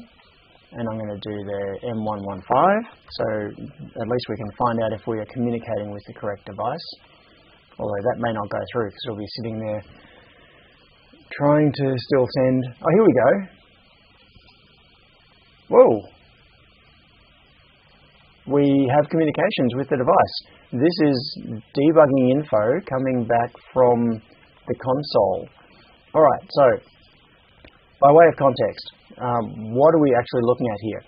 What we have is the OpenPNP software. I'm just going to see if I can drag this window a little bit smaller. No, not that one. No, I can't. Okay. So we've got the OpenPNP software, which is communicating over USB to the OpenKayo board. And the OpenKayo board then connects to the target device, which is the Kayo. So this console that we're looking at, this is the G-code interface on the OpenKayo board with the firmware that we just loaded. So if we send M115, that is asking it what version of the firmware it currently has loaded. So if I send that, that is should have responded immediately. yeah, so this debugging information, this is the 8-byte packet that it is sending to the KO, and what it's telling us in debug is this is the response that it expects to see. So when we send it a G code of 28, so G28, which is reset and home, it sends this packet and then it waits for this response. But that response is not coming, so it's failing to communicate on the other side. It's going to, I suspect that TX and RX is reversed on the serial on the other end. But why is M115 not giving us a response? What about... Yes, okay. Now one of the reasons I wanted to get Arduino onto that board is so that I can reflash the firmware. Yes, reverse TX-RX, exactly. Henrik, that was what I was just getting to. So I want to be able to reflash firmware on the OpenKayo board from this machine without having to bring the board back in here, plug it into my computer, flash it, and then take it back into the other room again. So, do I have the firmware on it? Oh, I won't have the board profile for the S3. So the quickest thing right now is I'm going to bring the board back in here. In fact, before doing that though, I'm going to do this. I'm going to bring up the Arduino IDE just for the serial console. And I'm going to go to port that and open the serial monitor at 115,000. So now if I type commands in here, it should send them. Like if I send the M115, we should at this point be getting a response from OpenKayo, but we're not. Let's do G28 just for the fun of it and see what it responds with. Nothing. We're not getting any response from the OpenKayo board. Okay. I'm going to kill that, and yeah, I'm going to, so in order to be able to do uploads from here, I need to add, oh hang on, ESP32, it does, it's got, it must have got this from from Dropbox, because my sketchbook and everything is synced in Dropbox. So let's have a look in here. I may be able to just recompile it right here on the machine. Alright, but before I do that, this is back on my local machine. I'm going to quit out of it here. Quit, and then now we're back on the remote machine. And what am I looking for? Dropbox, Superhouse, Projects. Where is it? Projects. There. And OpenKayo. Oh, come on. Scroll just the right amount. Open. Why can't I see OpenKayo? System notification, 15 minutes remaining. Why? Where's OpenKayo? Why hasn't it? Oh, it's right there. In full view. Okay. Firmware. OpenKayo. And why is it saying it was modified 21st of July? That is Dropbox. Is that far out of date? Let's just open it and find out.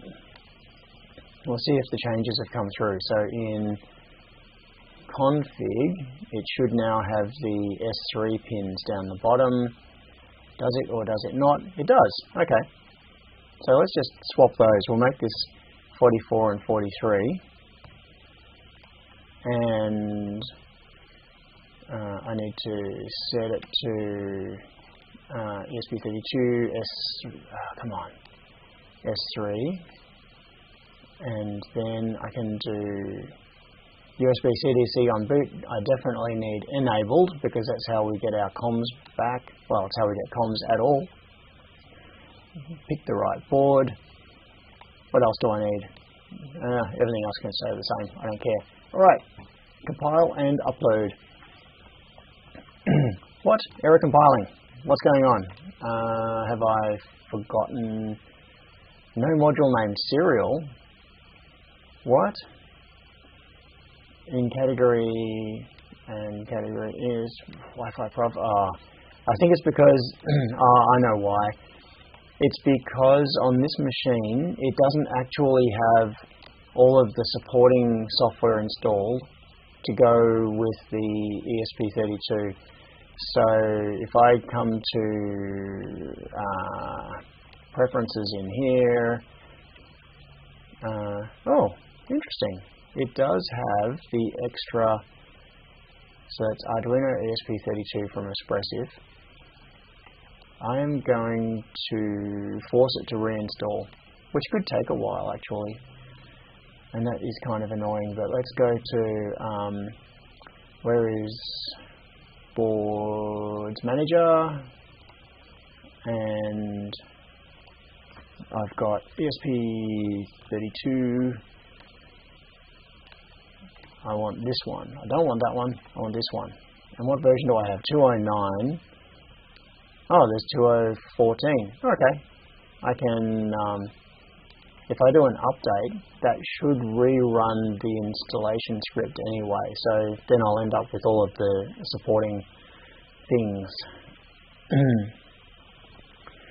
Cable Tie says, missing libraries, have you built on this box before? No, I don't think I have, not since Ubuntu was reinstalled. But I do have some things like my sketchbook folder synced on Dropbox. Wagonload says, I was wondering if I could make a 0 ohm resistor and link it to a jumper and not have to use a resistor at all. I don't know what that means. And not have to link it to a jumper and not have to use a resistor at all.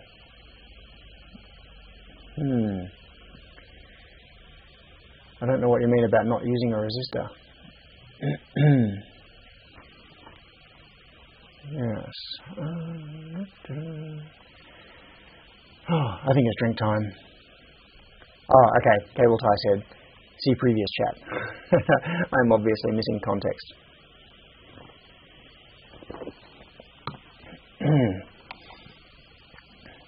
Okay. So that thing thinks it's finished. Alrighty. Let's see if now I can do it. So S3, upload speed, I've got CDC enabled, I've got the port selected. Okay, compile and upload please. No, it's still saying it won't compile.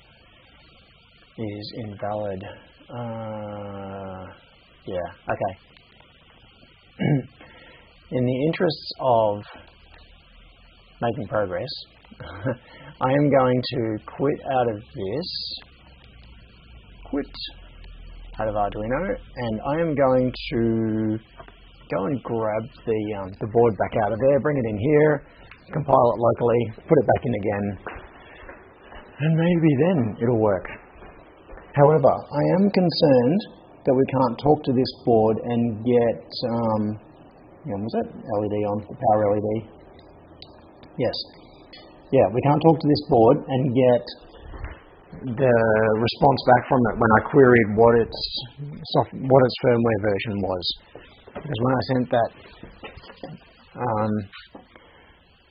M115 command, it should have responded saying what it was. So I'm going to move that out of the way. I'm going to open Arduino IDE again on my local machine. Henrik asked if I could swap the wires. I could, but I don't want to, because that connector, I believe, is the factory cable. That's the factory connector that the Kayo comes with. So I don't want to have to change that. I want my board to just plug straight into it with no modifications. Now, where was this? Had I swapped this? 44 and 43. I think I did. So, just make sure. CDC on boot enabled. For some reason this keeps turning off, and I've got to make sure that it is enabled. Alright. And compile. And upload. Go baby, go go. We're getting there. I think. Check serial debug, asked Austin. Yes. Yeah, we were getting some debugging information earlier. Alright, that's recompiled. So, back to phone cam. Unplug this board and go and plug it back in at the machine. At the machine. And that one. Okay. So now let's see if we can talk to the machine. And if we can talk to the adapter. So back to here, back on the remote. Yeah, let's do it. Let's bypass OpenPMP for now and just try to talk directly.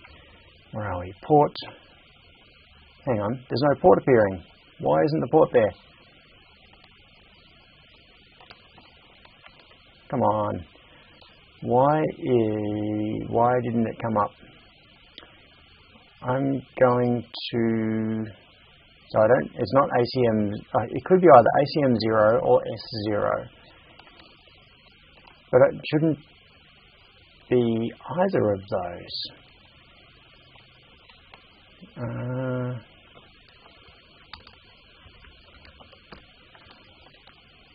Is it there?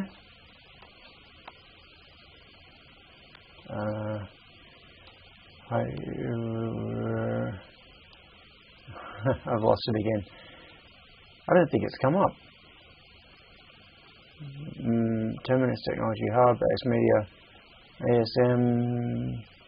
No. I don't think it's appeared. Oh, Stephen said, it could also be that you're using serial 2 and that you have a USB serial and hardware serial, so it shouldn't be serial. So shouldn't it be serial and serial 1? Maybe that is possible. Where?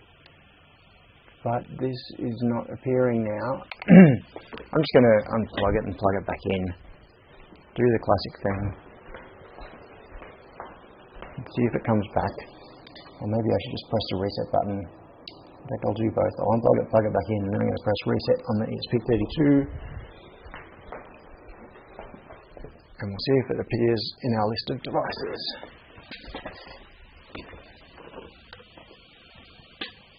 Do we have it here? No. Oh, I got a sneeze coming on.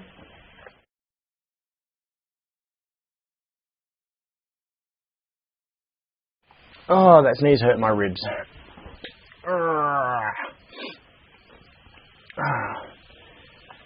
Too much time yesterday doing roundhouse kicks.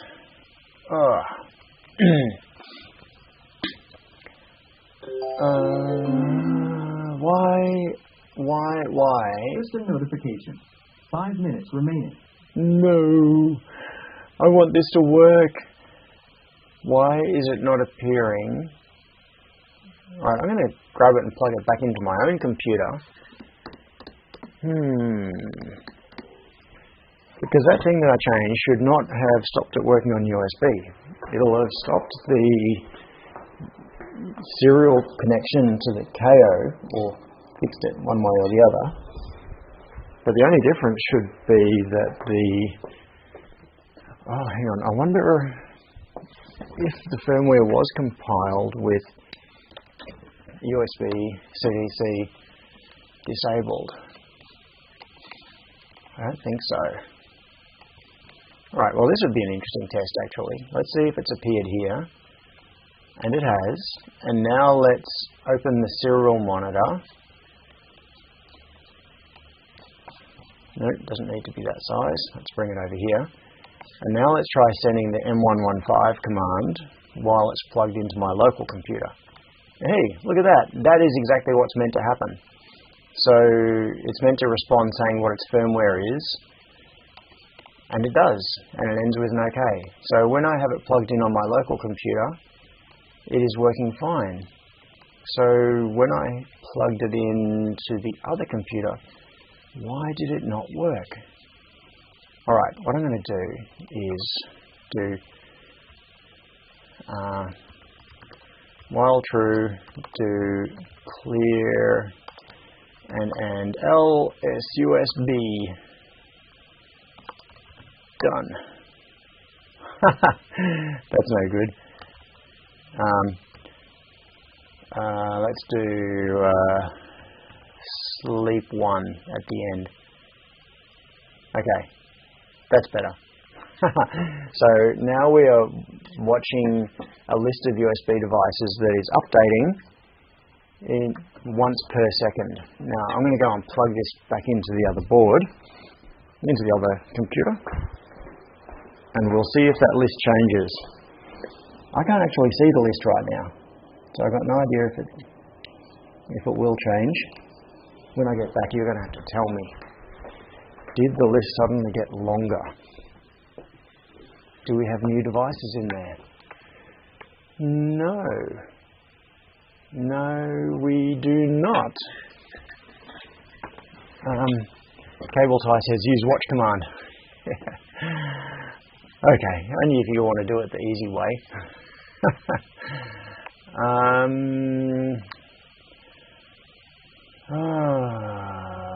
It did not appear.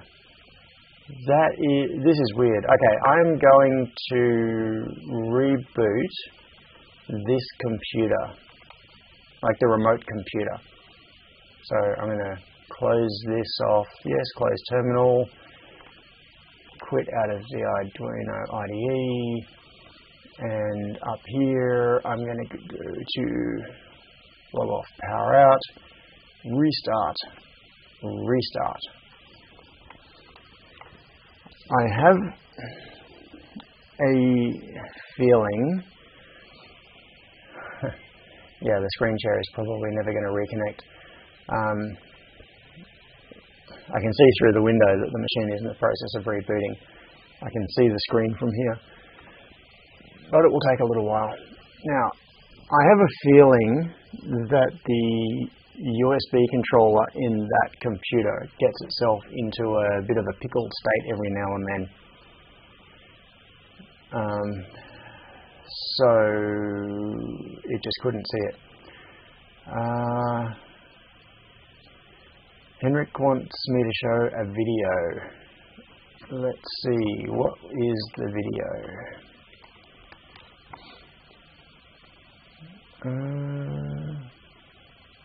Okay, I'm going to open this, open, am I going to get, oh, that is creepy, creepy, am I going to get a copyright strike for this? I'm going to hit mute so it doesn't play the music at least. Oh, yes, that is a very creepy looking little, hang on, replay. That is a very creepy little thing.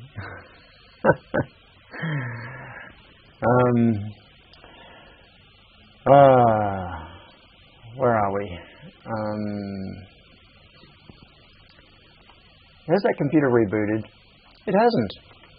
At least I don't think it has. I'm going to go and look at the screen properly because I can't really read any detail from there. I can only see...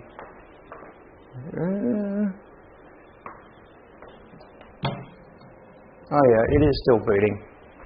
I can hear the hard drive chattering away. Yes, it's got an old style spinning disk in it. Authentication failed. Oh, okay. So, okay. I'm going to have to go and reset the screen sharing password on this, so that I can get back in again. Settings.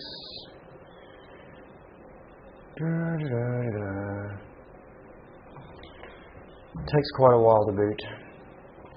It shouldn't, because it's an i7 with 32 gig of RAM, and so it's not a slow machine. Remote desktop. Okay. I'm going to reset that password back to a simple one.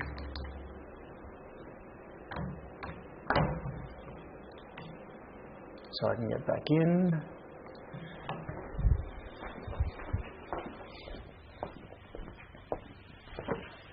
Right.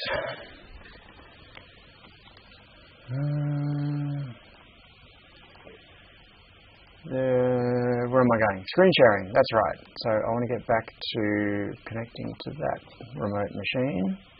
Connect, go, and back up here. Okay, let's try again.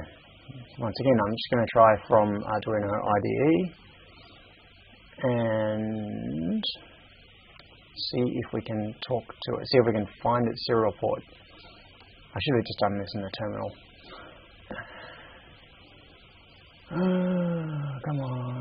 Come on, boot. Let's see if I can boot a terminal faster than Arduino IDE finishes. Yes.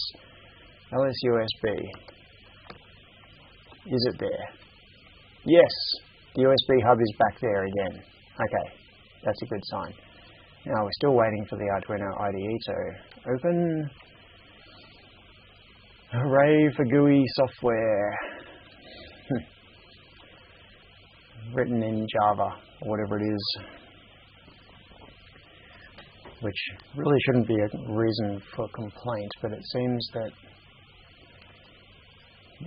a lot of stuff that's implemented in Java just does it in heavyweight ways, even though that is not necessarily required. Tools. Yes, we have the interface back there again. Okay.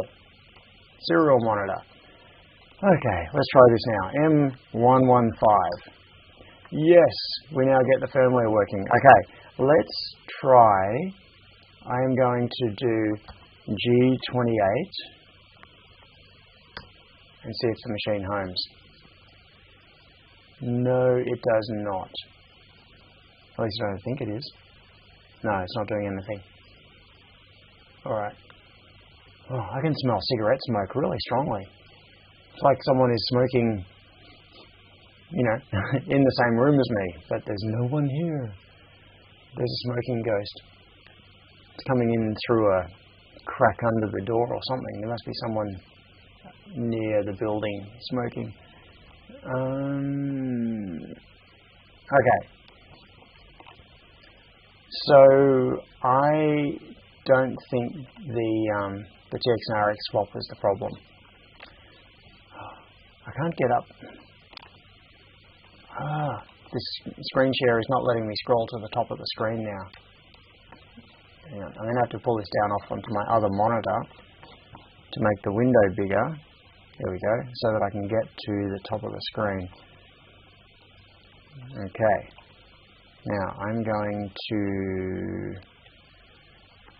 Okay, gotta stop and look at this. What is going on with the serial pins? And there were some comments earlier about using serial 1 instead of serial 2.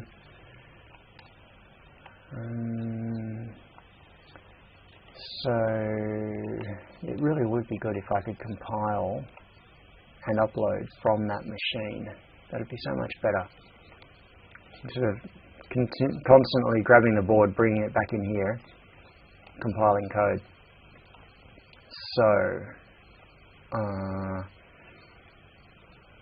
let's see, open recent. I know you can't see this right now, but I'm just, come on, no? I'm just finding the thing on the thing. Come on. Dropbox.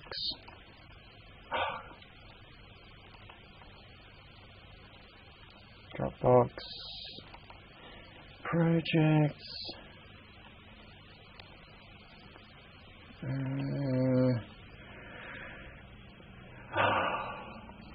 So frustrating, waiting for computers to do what you've asked them to do.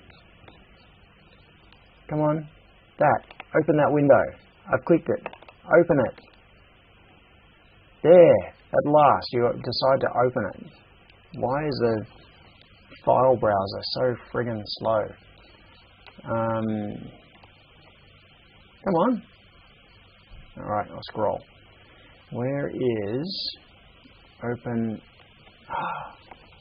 Come on, I'm waiting for the scroll. Oh, and now you scroll. Back the wrong way. Alright, I'll do it this way. OpenKayo there. And firmware. And this. Oh, at last. Okay. Now, this was failing before on ESP32 S3. Yeah, stop defaulting to disabled, you stupid thing. Okay, so we've got the port there. This will fail to compile, I'm pretty sure. It'll come up with that same error as before. So what I was thinking of doing is going into Boards Manager and removing ESP32. ESP32, remove. Yes. Okay. And now install it again. ESP32 install. Which hopefully will make that compilation error go away. It'll fix ESP tool. Maybe. Hang on, why is it using Arduino 15? As in 0, yeah. Oh.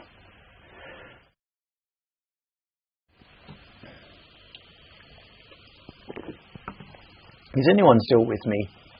I've got no idea. Hang on, why did it just install that quickly?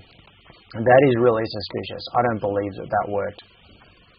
There is no way it did that. Oh, okay. Call of overloaded blah is ambiguous. Interesting. All right. Let's Arduino do wait. Okay, so ESP32 S3 dev module and CDC on boot enabled. Stay enabled. I keep enabling you and you keep going to disabled. Why don't you remember? Okay, compile again. Hang on. What? Ah, okay. Build options changed. Rebuilding all. Error compiling. Verify. No module name serial. That's not the real problem. Category and ESP insights is not valid. Yeah, I don't know. The environment is broken. Arduino is broken. Stupid thing. ESP tool is broken. In that, or Python is broken. It's quite possible. And ESP tool is written in Python, and it's failing to, yeah, anyway. To fix that, what I should probably do is not use the packaged version of the IDE. I should run the, in fact, let's fix that. Where is, no, I just clicked the wrong thing. I didn't want to open the IDE. That was the last thing I wanted to open. I want to get out of that, and I want to go to, where is apps? What is software? The big orange thing. Installed, and where is Arduino? Alright, I'm just going to search for it again. Arduino.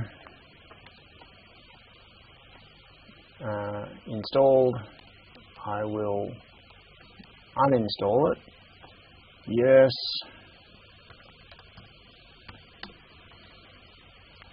Uninstalling, and let's grab the official installer. I'll wait till that one finishes. All of this is screwing around just to avoid having to go in and unplug that board and plug it into my own computer. I think I should do this screwing around some other time. I'm currently waiting for Chrome to open. Did I even click it? I thought I clicked it, but nothing has happened. Okay, well, while waiting for that, it still says 1% on removing Arduino IE. I'm going to grab the board, bring it back in, do the recompile on my own machine. Oh, hang on. Hang on. The serial thing wasn't plugged in.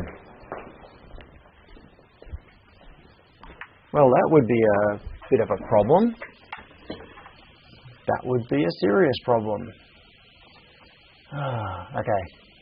So, Chrome finally opened. Let's close that. Removing 1%, it still says. Can I cancel the removal? No. Alright.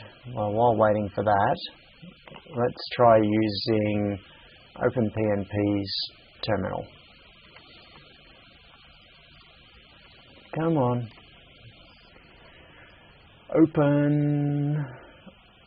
OpenPNP, open. Are you opening? I see no feedback. There is nothing going on. What is this computer doing? Still on 1% on removing Arduino. Okay, OpenPNP is finally opening. Alright, machine setup. Let's see if we've got the right port. ACM1? Was that the one? I think it was ACM1, wasn't it?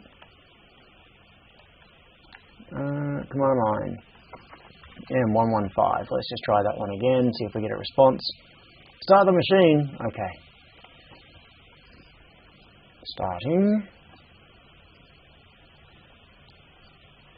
And now let's send M115. Yes! Okay, so we're getting a response from the firmware. Alright, I'm going to click the home button. Go for broke. I don't see anything happening on the machine.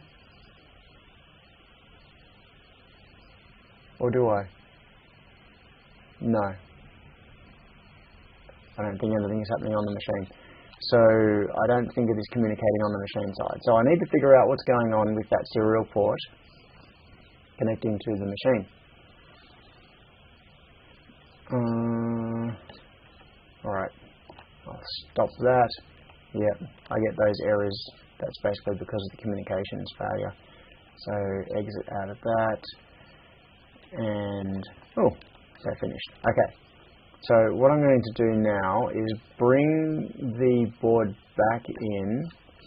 Like, I seriously haven't even had the chat window visible on my computer. It's been obscured for how long? 15 minutes? 20 minutes? I've got no idea what any of you are talking about at the moment. It's hidden by other windows. Okay. Let's have a look at the serial port setup on this board. So I'll plug it back in on my local computer and move that out of the way. And in here, let's see what we have going on. Okay, so we've got Kayo RX as 44, TX as 43. I think it's actually back the other way, which is how we started with it.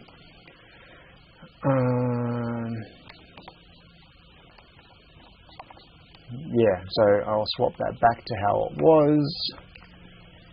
And it could be that there was something else going on.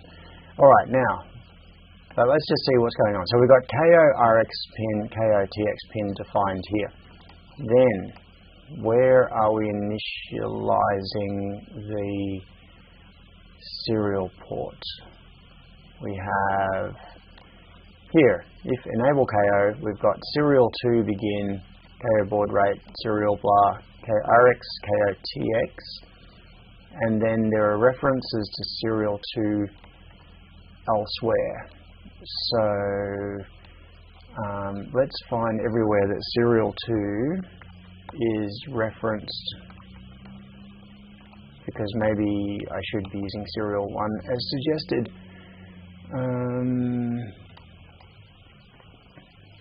Serial 2, okay, so we've got writing the message there. I could create a stream object instead, which would be a more sensible way to do it. But for now, let's just do a find replace and change this to serial 1. And I'm going to go, so serial 2 to serial 1, replace all. Serial 2, so does serial 2 appear anywhere now? No, it does not. Alright, so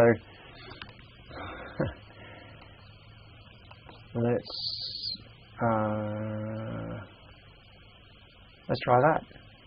So we're using the serial 1 object instead. And where are we? Machine actions, serial comms. So we're doing serial 1 right, etc. Listening to serial 1, blah blah blah, and compile. Alright, so the changes I just made, I just switched RX and TX back again to the way they were in the first place, and we're now using the serial 1 object instead of serial 2. I don't actually remember why I had serial 2 in there. So serial 2 is what has been running on the ESP32D all this time. Do that work? Yes. Okay, so it's done uploading. I'm going to go and plug this back into the machine. And see if this solves the problem. I don't really like this kind of debugging. The sort of debugging we're doing right now is kind of blind. It's making things up and just seeing if it makes a difference. It's not doing it on the basis of a proper theory or measurements of what's going wrong. So let's come back to here. This is back to the remote machine and close that. And we'll try getting OpenPNP running again. Now back to machine setup, drivers. Do we have ACM1? ACM1 does exist, yes. And we'll start the machine. Invalid serial port, ACM1. Oh, okay. ACM1, apply. Why is ACM1 an invalid port now? This is not straightforward, is it? This is being a bit of a pain. So, okay. I am tempted to, in fact, what I'm going to do is reinstall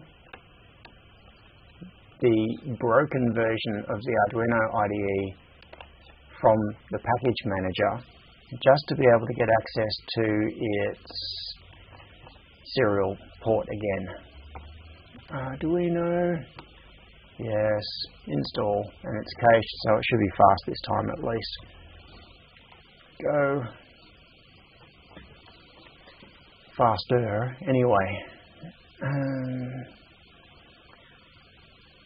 Oh, Johnny says open by another process.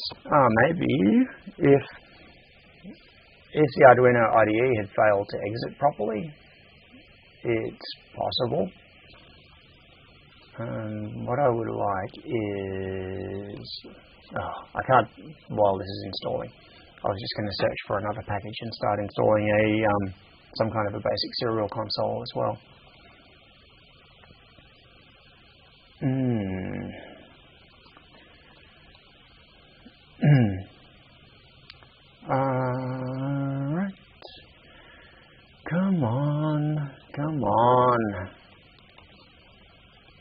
frustration is slow computers. Or in this sense, it's probably slow internet connection, which is making the computer slow. Why can they never keep up? I just want stuff to happen now.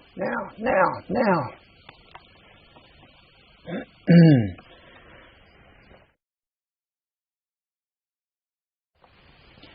Coughing still hurts. There we go, at last. Okay, so, Arduino, open. Alrighty. So, serial port, what do we have? Port.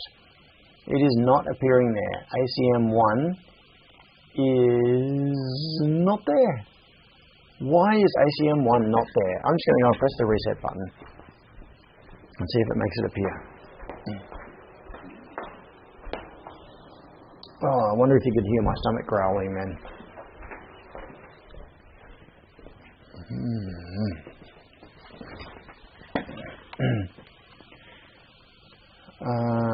Cable Tie says, have I been getting ads about free upgrade to fibre? Yes, I have. And I think they lie. Perhaps I'm wrong, but come on, where is the port? Yes, no, yes? ACM 0, is that it? Maybe the port number changed? No, okay, no, ACM 0 is the feeder controller. So it's not that one. And S0 is a bogus thing. I don't think that's a real thing. I think that's something that, that the OS has created. So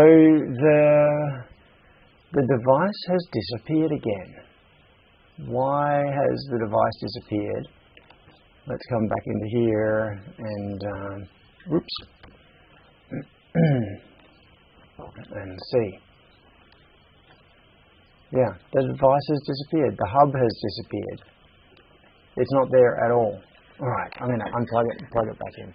Right, and just to keep everybody happy, I'm going to do this. There we go. So we've got 2-second updates on LS USB. Now you can all keep watching that and tell me if the device appears when I unplug it and plug it back in again. Or do I have to reboot the computer just to make the USB device reappear? Is it there? No, it's not. Why can't the computer see the hub? You know, what I am tempted to do is plug in a different computer entirely. Like just get my laptop and plug it in. So I'm going to ask, did I reconnect the reset line on the USB hub? No. The reset line on the USB hub is currently tied to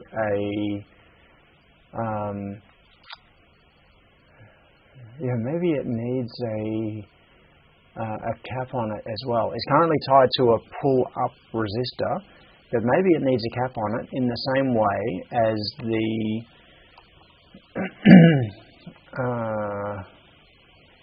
here we go. And must be asserted at power up. Reset is an active flow. When reset is asserted, all blah blah blah blah blah. Yeah, I reckon I need to put a capacitor on the reset line to the USB hub. Okay, I'm going to go and grab it out of there.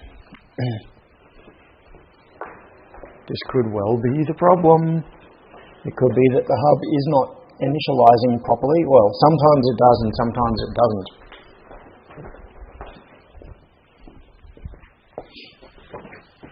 So, if we come back to here, where is it? There. Okay, so this is where the bodge is patched on. This is the reset connection. This end of this resistor is the reset connection to the USB hub. It's pulled up to 5 volts there. So what I want to do is add a capacitor on here to pull it down to ground. So that by default on power up, it'll be ground bias. I'm going to do it just above Steve's head. Right there will do. I should be able to put a capacitor on there. Just tin that a little bit, get some heat into the ground plane, and find myself a suitable capacitor. I've got a few more 1 microfarads in here. There we go. There is a jumbo size cap. Looks so big, novelty size. Okay, bring it around here so I can get the angle from the soldering iron. And sticky, it's got all the flux in there. Okay, get that solder melting. Get that solder melting. Come on, melt it to ground.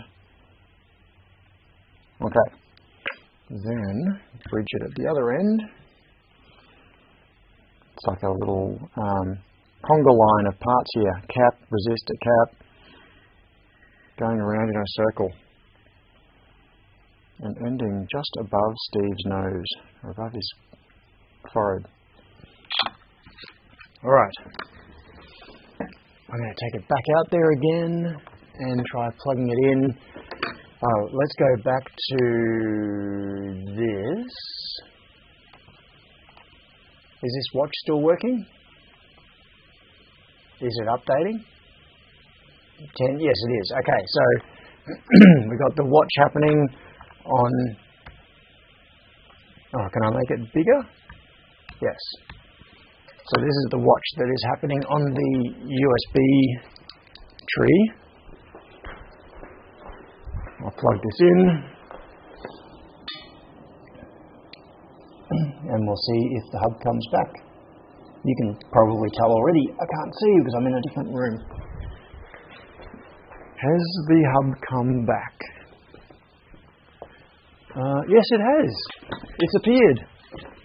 Excellent. Alright, so now, yes, close that terminal. Now I'm going to kill that. Or do I want to? No, I actually want, I want to use that. I just want to use that serial console because I don't want to have any of the other complication that comes along with OpenPMP at this stage. So I'm going to pick the correct port, open the serial monitor, and now if I do M115, yes, and now if I do G28, let's see what happens. Sending, resetting home, and nothing is happening on the machine. Alright, so I need to figure out what is going on with the serial port on the far side. But I am now half an hour over time, so it is time to stop. But before stopping, let's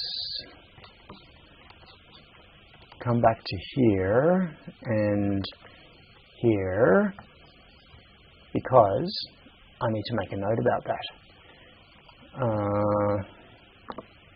On here, another thing to fix is USB hub 24, isolate hub reset, and I want to do say 10K pull up and 1 microfarad pull down on hub reset. Okay, I think that is correct. And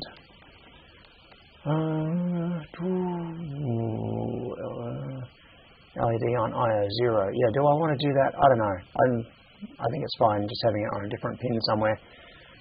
So LED on, let's stick it, that's right, we were talking earlier about sticking it on IO9 because that's pin 17, which is adjacent to pin 16, so it's minimal rerouting. So IO9, let's go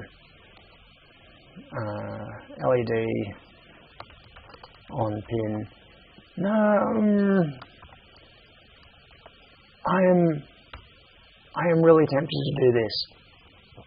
Because the thing is that if it works on that, that's great, because you can't use IO0 for anything else. It's a useless pin. So if I get into the habit of using IO0 for the LED, like the status LED, it means that I'm not using up any other pins. So let's do that. I'm going to follow Austin's lead on that one and use IO0 for the LED pin. Okay. Now, one last check. What have we got? Ignore. Yeah, I'm going to also do some testing of CAN and other things because if I'm going to send away for revisions, I'm going to need to do a revision of this board.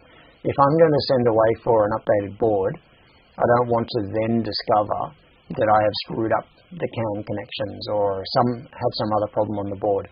So I need to test everything. Test the piezo, test CAN. I need to reallocate I2C, obviously.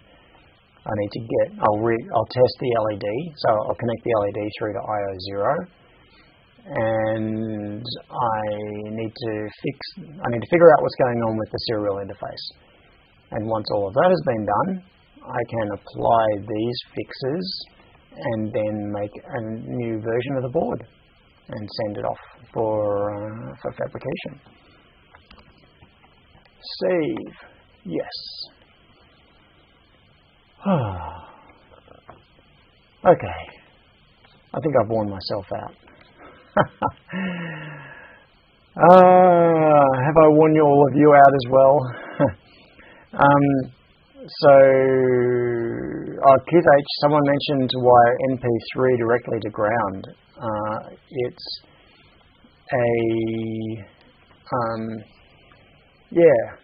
It could be wired directly to ground instead of having a pull down on it. Does it matter? I could just wire it directly to ground. I don't know. I'm just in the habit of using pull up and pull down resistors rather than wiring config pins straight to either the supply or ground. Part of the reason is that it actually makes it easier to remove. Like if you've got a strapping pin, so if you've got a config pin or a strapping pin and you have a resistor on it, if you need to reconfigure that for some reason, you can just take the resistor off, reroute, like patch into it. It's easier than cutting a track. So, I might end up just wiring it straight to ground.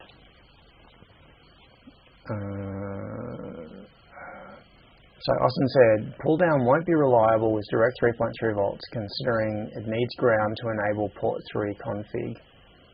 Considering it needs ground to enable 3-port. Okay, so Scott says the manufacturer wires it straight. Yep. And Simon says the data sheet has it wired to ground. Okay.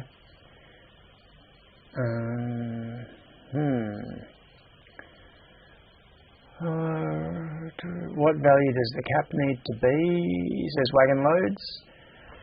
Yeah, that is a good question. So if we come back to where did I close it? I hope I didn't.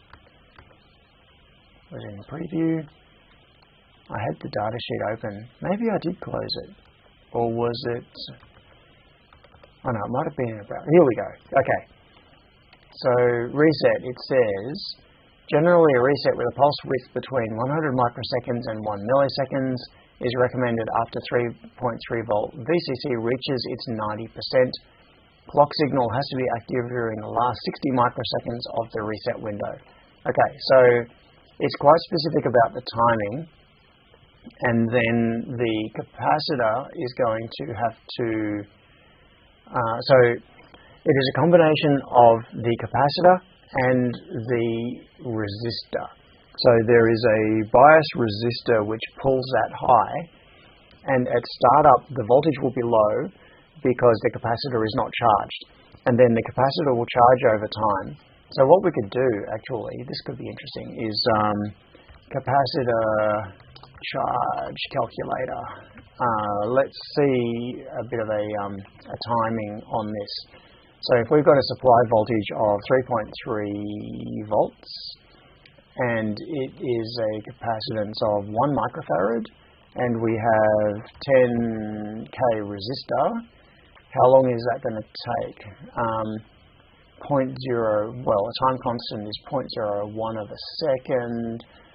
Okay, it needs a couple of other things to keep in mind here. So what we're talking about is once VCC reaches its peak of 90%, so we need 1 millisecond after VCC has reached 90%, but the question is, what is high and what is low? So the actual trip threshold of a logic line is normally 0.66, I think, or 0.7 of the supply. So what we want is for the voltage on the capacitor to reach 0.7 of the supply voltage after 1 millisecond of time. I think I got that right. So what we are talking about is, well, that is way more than 1 millisecond of time. So, no, you don't wish to subscribe to your newsletter. Where is, maybe we need a better calculator that will show a point on a curve, because what I want is, so 0.01 seconds is really long. That's way more than 1 millisecond. It's an order of magnitude more. Oh, Austin says page 10. Maybe there is a specific example on here. But still, it's kind of fun to look at the first principles of this as well. Page 10, page 10, 9, 10. So that's page 10. But is it numbered 10 or is it the actual 10 document? So this is page number 10 in the document. Oh, it's the same thing. All right. Reset. Where's reset? Yeah, that's not showing us any values. Clock generation. Oh, wrong document. Okay. That's not the one. All right. In any case, the important thing is just that it is reset for at least that long. And with a 1 microfarad capacitor, it looks like it will be reset for at least that long. So we are currently holding it, it looks like, for between 10 and 100 times as long. So, which means that could be a 100 nanofarad capacitor, and it would still hit that time window, I think. I mean, I'm dramatically simplifying here. I haven't done the calculation in terms of we haven't looked at the charge curve, because the charge curve of the capacitor is not linear. It follows this curve over time. So what we care about is the time at which it reaches 0.7 of 3.3 volts. So, yeah, in any case, I think 1 microfarad will do. It seems fine. Austin says they use a resistor divider and 1 microfarad cap in their design. 15k pull-up and 0.1 microfarad cap, says Simon. Yes, okay. Right. Let's have a look at this one. So I think this is the document that Austin is referring to. And we want to go to, what was it? Page 10? Page 10. Oh, nice. We've got a full schematic here. Now, where is that reset? Where is the reset? Where? Not that one. Wrong chip. Here we go. It's over here. All right. Where is the reset line? RST. Okay, they've separated out their reset circuit. Which part of this is it on? Here we go, reset button. Okay, so we've got 1 microfarad, and we have a 15k and 10 ohm, I guess. That looks like a 10 ohm. So we've got, I really hate this layout. This is horrible. So we've got 3.3 volts here. We've got a test point in the middle, and we have this, which is pulling down to ground on the right. So that should be down. That should be in the middle vertically. Oh, that's horrible. Okay, so we've got a reset button. Oh, okay, so that's just like a... This is just to prevent arcing or something on the contacts of the switch. So that switch simply shorts the capacitor to ground, and the 10 ohm resistor is just to prevent it being like an instant attempted discharge at the full current capability of the capacitor. So 15k pull up and 1 microfarad pull down essentially is what they've got. Okay, well then, how about we copy them? So, where are we? Here, yeah, okay. I haven't actually got it in the schematic, so I'm going to make a note of it here. And we'll go for 15k pull up and 1 microfarad pull down on the hub reset line. And so apart from the 10 ohm resistor across the button, because we don't even have a reset button on the hub reset, it's just controlled this way. So that matches. Okay, good enough. Good enough. Let's save that. And then I am going to have to get out of this. As you can see, as you can hear rather, my voice is failing. My voice is failing. Time to stop. and have a think about this serial problem. So I'm going to try to figure that out. I do want to keep doing this debugging on the streams, mostly because you're doing all the work for me, which is really cool. But I might try to get this figured out, because I do want to get this board working. I want it on the machine and running, and I want to get that second machine up and running. So, time to pause for a breath, because I'm now heading towards 3 hours of live streaming, and I'm done. Austin said, make a note, add later, have lunch.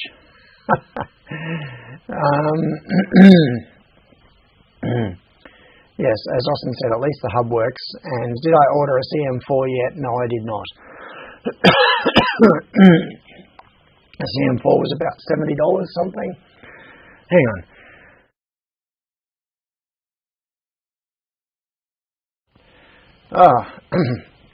I've lost my ability to breathe and speak.